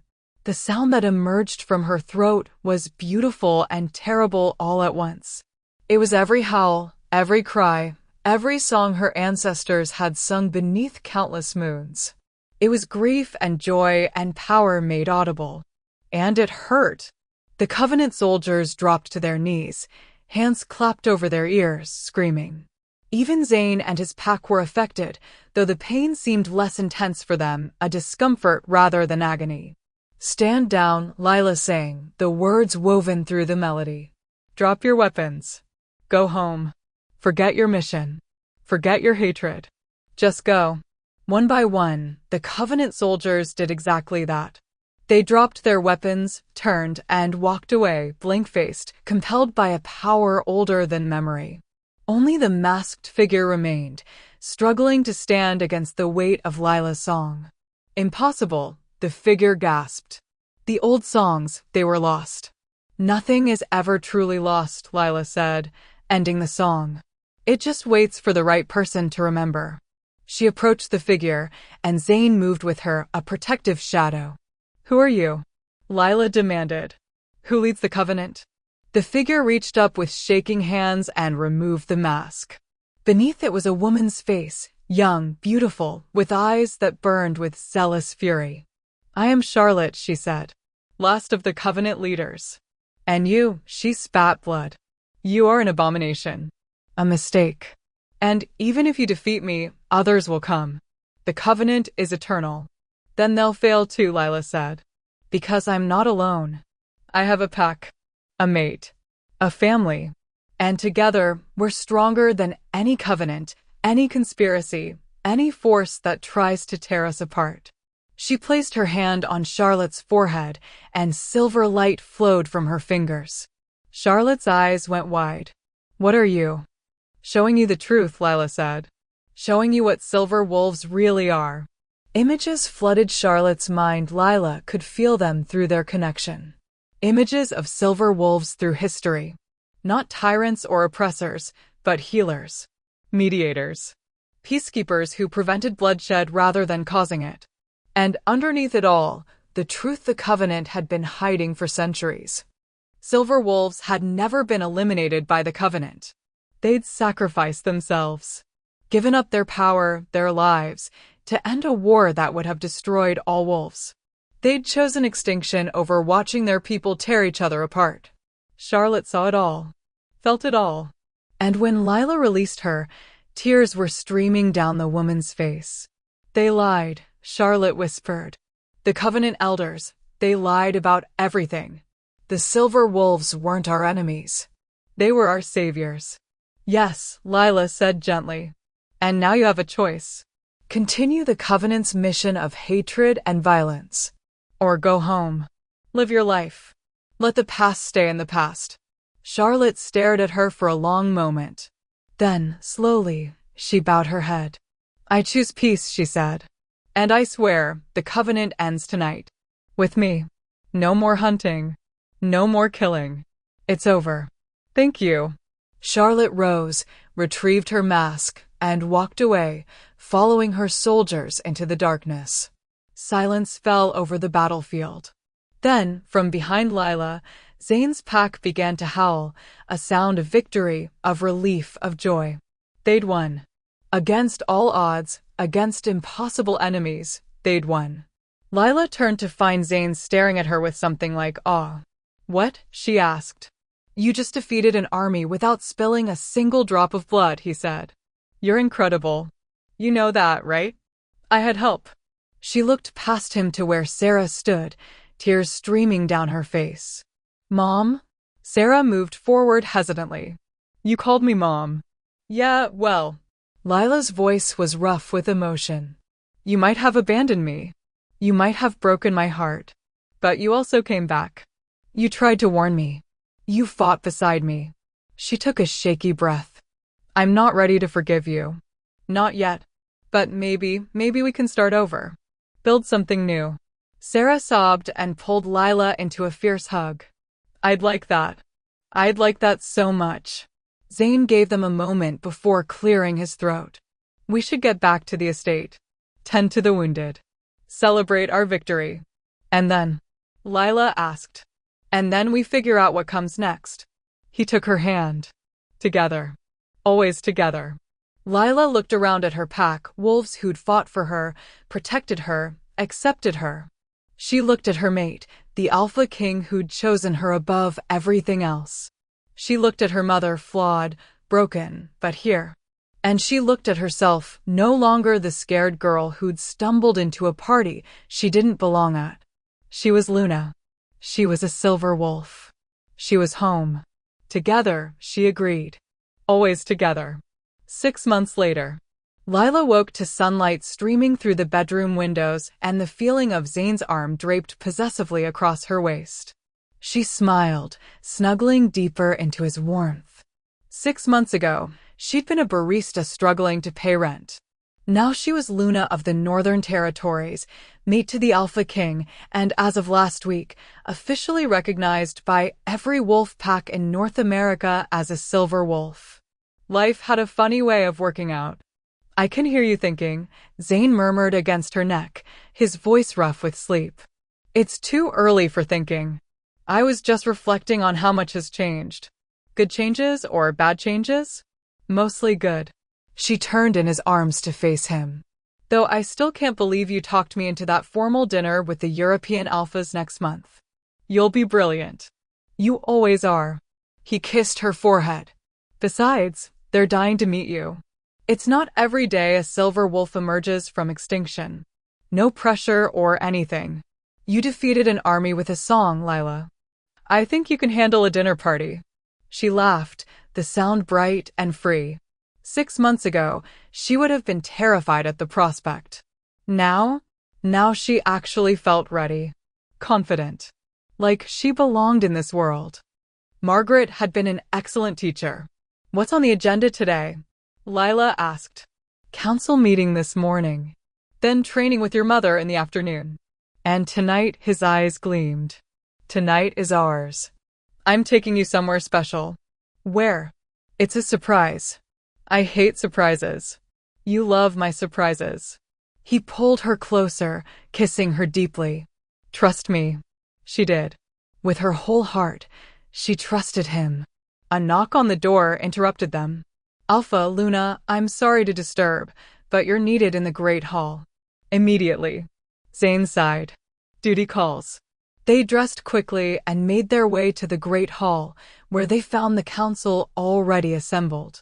Kara, Ethan, Margaret, Sarah, and several other high-ranking pack members all looked concerned. What's wrong? Zane asked immediately. We've received a message, Kara said. From Roman. The name sent a chill through the room. No one had heard from Zane's brother in 6 months, not since he'd been exiled with an inhibitor collar that suppressed his wolf. What does he want? Lila asked. To talk. Kara pulled up a video message on the large screen at the front of the room. See for yourself. Roman's face appeared on the screen. He looked different, thinner, with shadows under his eyes and a weariness that went bone deep. The collar was still around his neck, a constant reminder of what he'd lost. "Zane," Roman said, his voice hoarse. "I know you probably don't want to hear from me. And I know I have no right to ask for anything after what I did. But I'm asking anyway." He took a shaky breath. "I'm dying." Lila felt Zane go rigid beside her. "The inhibitor collar is killing me," Roman continued. Slowly. "My body can't survive without my wolf. It's like cutting off oxygen. The healers I've consulted say I have maybe 3 months. Maybe less." His eyes glistened with unshed tears. "I'm not asking for forgiveness. I'm not asking to come home. I wanted you to know. I wanted to say goodbye. And to tell you," his voice broke. "I'm sorry. For everything. I was jealous and bitter, and I let it poison me into becoming a monster. You deserved better. From a brother. From family." He looked directly at the camera. "Lila, if you're watching this, I'm sorry to you too. For using you. For putting you in danger. You didn't deserve any of it. You're good for him. Better than I ever was." A sad smile. "Take care of my brother. And tell him I loved him. Even when I hated him. I loved him." The video ended. Silence filled the great hall. "When was this sent?" Zane asked, his voice carefully neutral. 2 days ago, Kara said. "We've been trying to verify the information. The healers we consulted confirmed that long-term use of an inhibitor collar can be fatal, especially for an alpha bloodline as strong as Roman's." "So he's telling the truth," Lila said quietly. "Appears so." Zane stood very still, his expression unreadable. Lila could feel through the mate bond what he was feeling: grief, anger, guilt, love, all tangled together into something painful and complicated. "What do you want to do?" she asked softly. "I don't know." Zane ran a hand through his hair. "He's my brother. He tried to kill me. He's dying. He stopped, his jaw clenching. I don't know." Margaret spoke up, her voice thick with emotion. "He's still my son. Whatever he did, however he hurt us, he's still my son. And she looked at Zane with pleading eyes. "I can't lose another child. Please. Mother. I'm not asking you to forgive him. I'm not asking you to forget what he did. But please let me see him. Let me say goodbye. Let me," she broke down, sobbing. "Let me be his mother one last time." Zane looked at Lila, and she could see the question in his eyes. "What do I do?" She took his hand, squeezing gently. "I think," she said carefully, "that forgiveness doesn't mean forgetting. It doesn't mean pretending he didn't hurt us. But it does mean letting go of the anger, the bitterness, the need for revenge." She met his eyes. "Roman is dying. Whether you see him or not, whether you forgive him or not, he's dying. The question is, can you live with yourself if you don't at least try to make peace?" Zane was quiet for a long moment. Then he turned to the council. "Arrange a meeting. Somewhere neutral. Heavily guarded. I'll see him. Once." He looked at Margaret. "You can come. But Mother? This doesn't change what he did. It doesn't erase his crimes." "I know." Margaret wiped her tears. Thank you, Zane." 3 days later.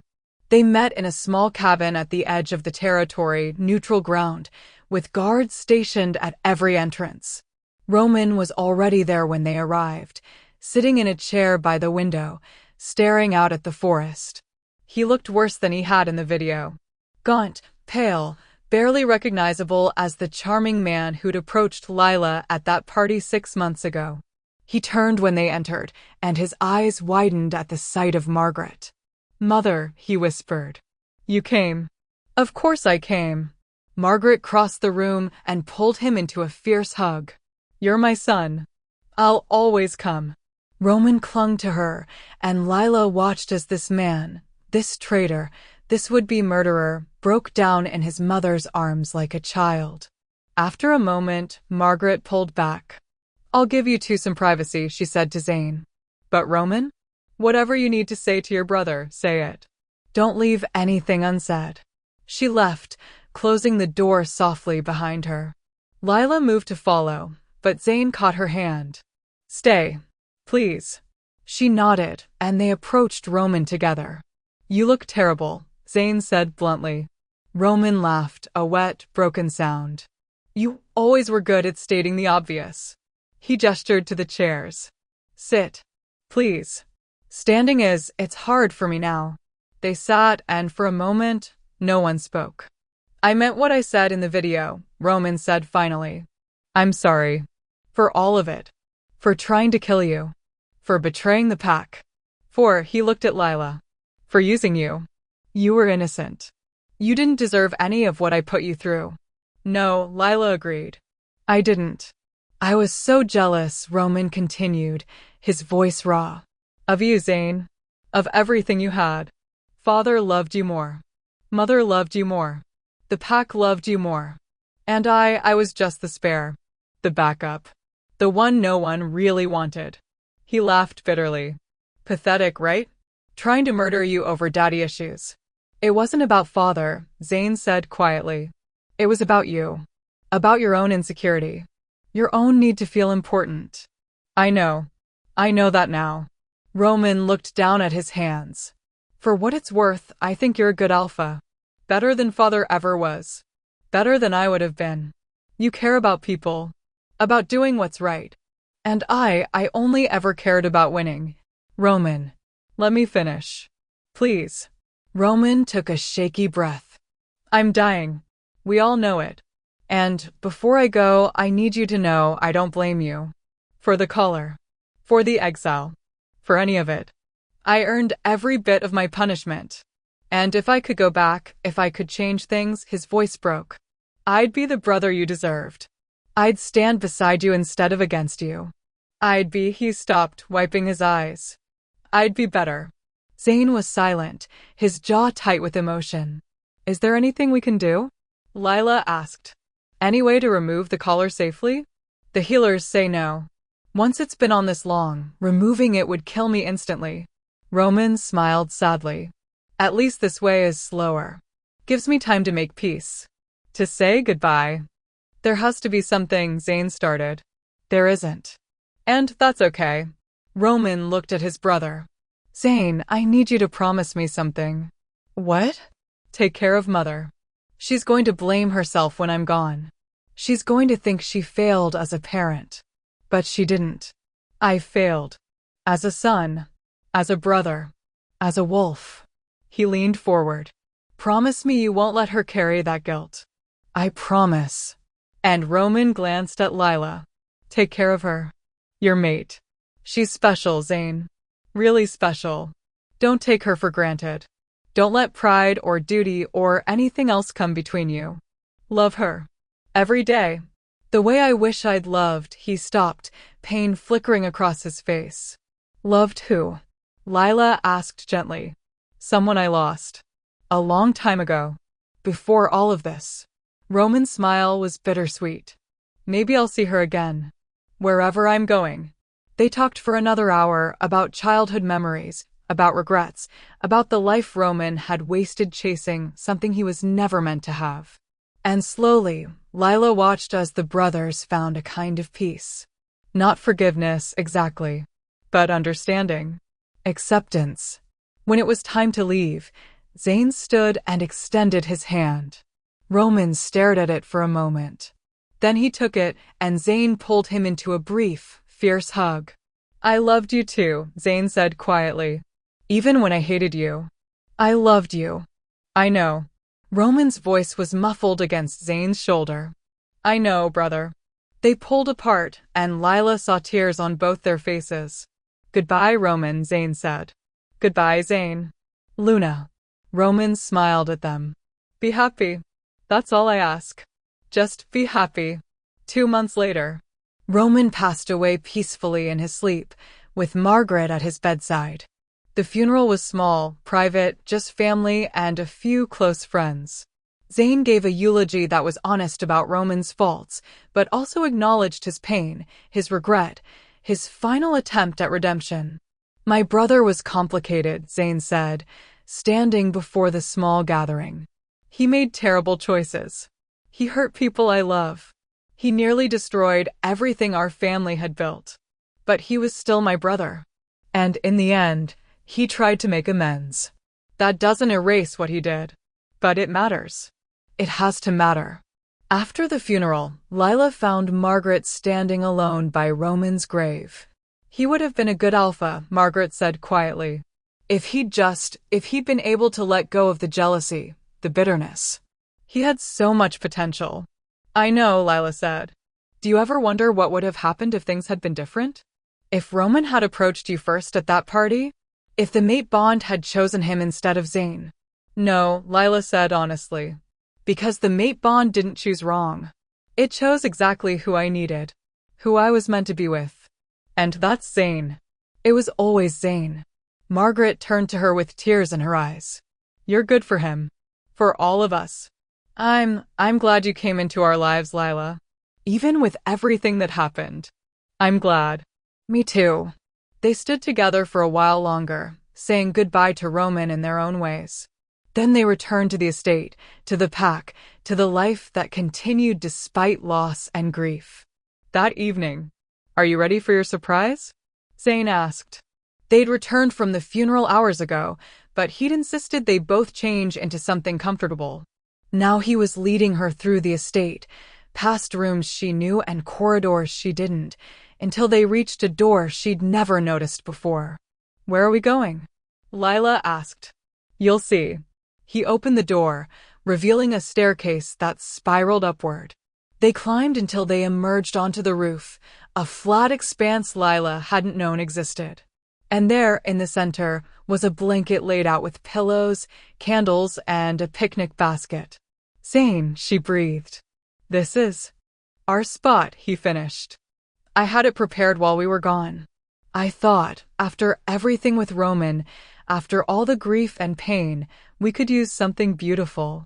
He led her to the blanket and they sat, looking out over the estate. The moon was full and bright overhead, casting everything in silver light. 6 months ago, Zane said, you walked into my life and changed everything. You gave me hope, purpose, a reason to fight for something beyond duty and responsibility. He took her hand. You gave me love, Lila. Real, honest, terrifying love. And he reached into his pocket and pulled out a small box. Lila's breath caught. I know we're already mated, Zane said, opening the box to reveal a ring silver with a moonstone that seemed to glow within her light. I know we're already bonded in every way that matters to wolves. But you're also human. And humans have traditions. So, he took a shaky breath. Lila Thorne, will you marry me? Will you stand beside me, not just as my mate and my Luna, but as my wife? Will you build a life with me that's ours, human and wolf, tradition and destiny all mixed together? Tears streamed down Lila's face. Yes, she whispered. Yes, Zane. 1,000 times yes. He slipped the ring onto her finger, and it fit perfectly, of course it did. Then he pulled her to him, kissing her deeply, pouring 6 months of love and devotion into it. When they broke apart, both were crying and laughing at the same time. I love you, Lila said. So much it scares me sometimes. I love you too. And you don't have to be scared. Because I'm never leaving. Never giving up. Never letting you go. He rested his forehead against hers. You're mine, Lila. Forever. And you're mine, she said. Forever. They stayed on the roof until dawn, talking about everything and nothing. About their future, the wedding they'd plan, the packs they'd unite, the family they might have someday. About the past, how far they'd come, how much they'd survived, how grateful they were to have found each other. And as the sun rose over the estate, painting the sky in shades of gold and pink, Lila felt something settle in her chest. Peace. She was home. Truly, completely home. With her mate. Her pack. Her family. And nothing, not the covenant, not the shadow fong, not Roman's betrayal, or the weight of being a silver wolf, could take that away from her. 1 year later. The wedding was held in the gardens, beneath a full moon, with every pack in the Northern Territories in attendance. Lila wore silver, of course she did, a dress that caught the moonlight and made her look like she was carved from starlight. Her mother walked her down the aisle, tears streaming down both their faces. They'd rebuilt their relationship slowly, carefully, one conversation at a time. It wasn't perfect, but it was real. And that was enough. Zayn waited at the altar in formal black, his silver eyes locked on her from the moment she appeared. And when she reached him, when he took her hands in his, the mate bond sang between them, pure and bright and absolutely certain. "We are gathered here," the pack elder began, "to witness the union of Alpha King Zayn Blackthorn and Luna Lila Thorn. A union blessed by fate and chosen by love." The ceremony was beautiful, a blend of human traditions and wolf customs.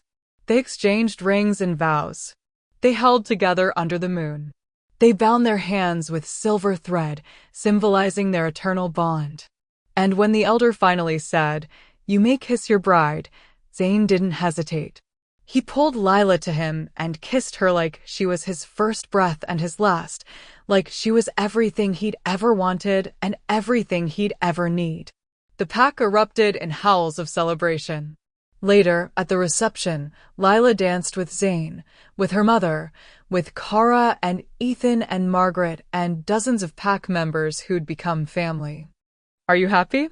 Zayn asked as they swayed together, the party continuing around them. Deliriously, Lila said.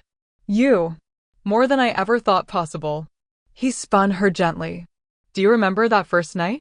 When I dragged you away from Roman and told you that you were mine? How could I forget? You were terrifying." "I was terrified," he corrected. "Of losing you before I'd even found you. Of not being worthy of the gift fate had given me. And now? Now I know the truth. I didn't find you, Lila. You found me. You saved me. From loneliness. From darkness. From becoming the kind of alpha who rules through fear instead of love." He cupped her face in his hands. "You made me better. And I will spend every day of my life trying to deserve you." "You already do," she whispered. "You always have." They kissed again, and the pack cheered, and the moon shone overhead like a blessing. 5 years later, Lila stood in the garden, watching as her daughter, 3 years old, with silver eyes and dark hair, chased butterflies with a pack of other wolf pups. "She's fast," Kara said, appearing at Lila's side. "Takes after her mother. Or her father." Lila smiled. Zayn was apparently a terror as a child. He still is sometimes. They laughed, and Lila felt that familiar warmth, contentment, joy, belonging. 5 years. 5 years since she'd walked into that party looking for excitement. 5 years since she'd met Zayn and her entire world had shifted. They'd built something beautiful in those 5 years. A pack that was strong and united. Alliances with territories across North America and Europe. A family, not just her daughter, but the dozens of wolves who'd become her brothers and sisters, her parents and grandparents, her people. And through it all, Zayn had been beside her. Her partner. Her mate. Her love. Luna. Her daughter came running, holding a butterfly cupped carefully in her small hands. "Look. I caught one. That's wonderful, sweetheart. But remember." I know. We have to let them go. Because they need to be free." She opened her hands, and the butterfly fluttered away. "Good girl." Lila knelt down, pulling her daughter into a hug. "Where's your father?" "Daddy's playing with Uncle Ethan. They're being wolves."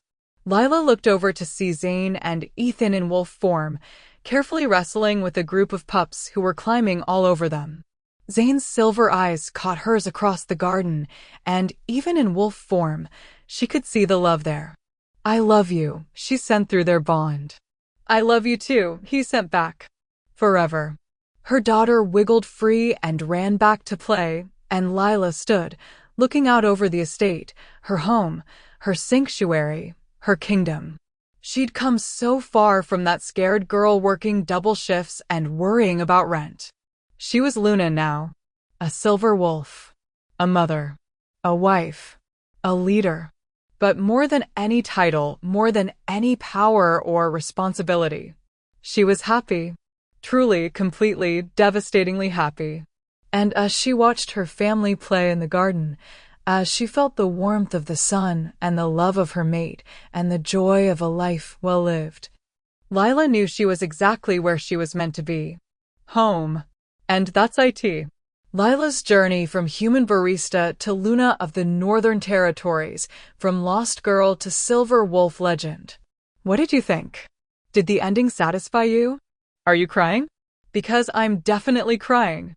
Drop your final thoughts in the comments. Tell me your favorite moment, your favorite character, what surprised you most.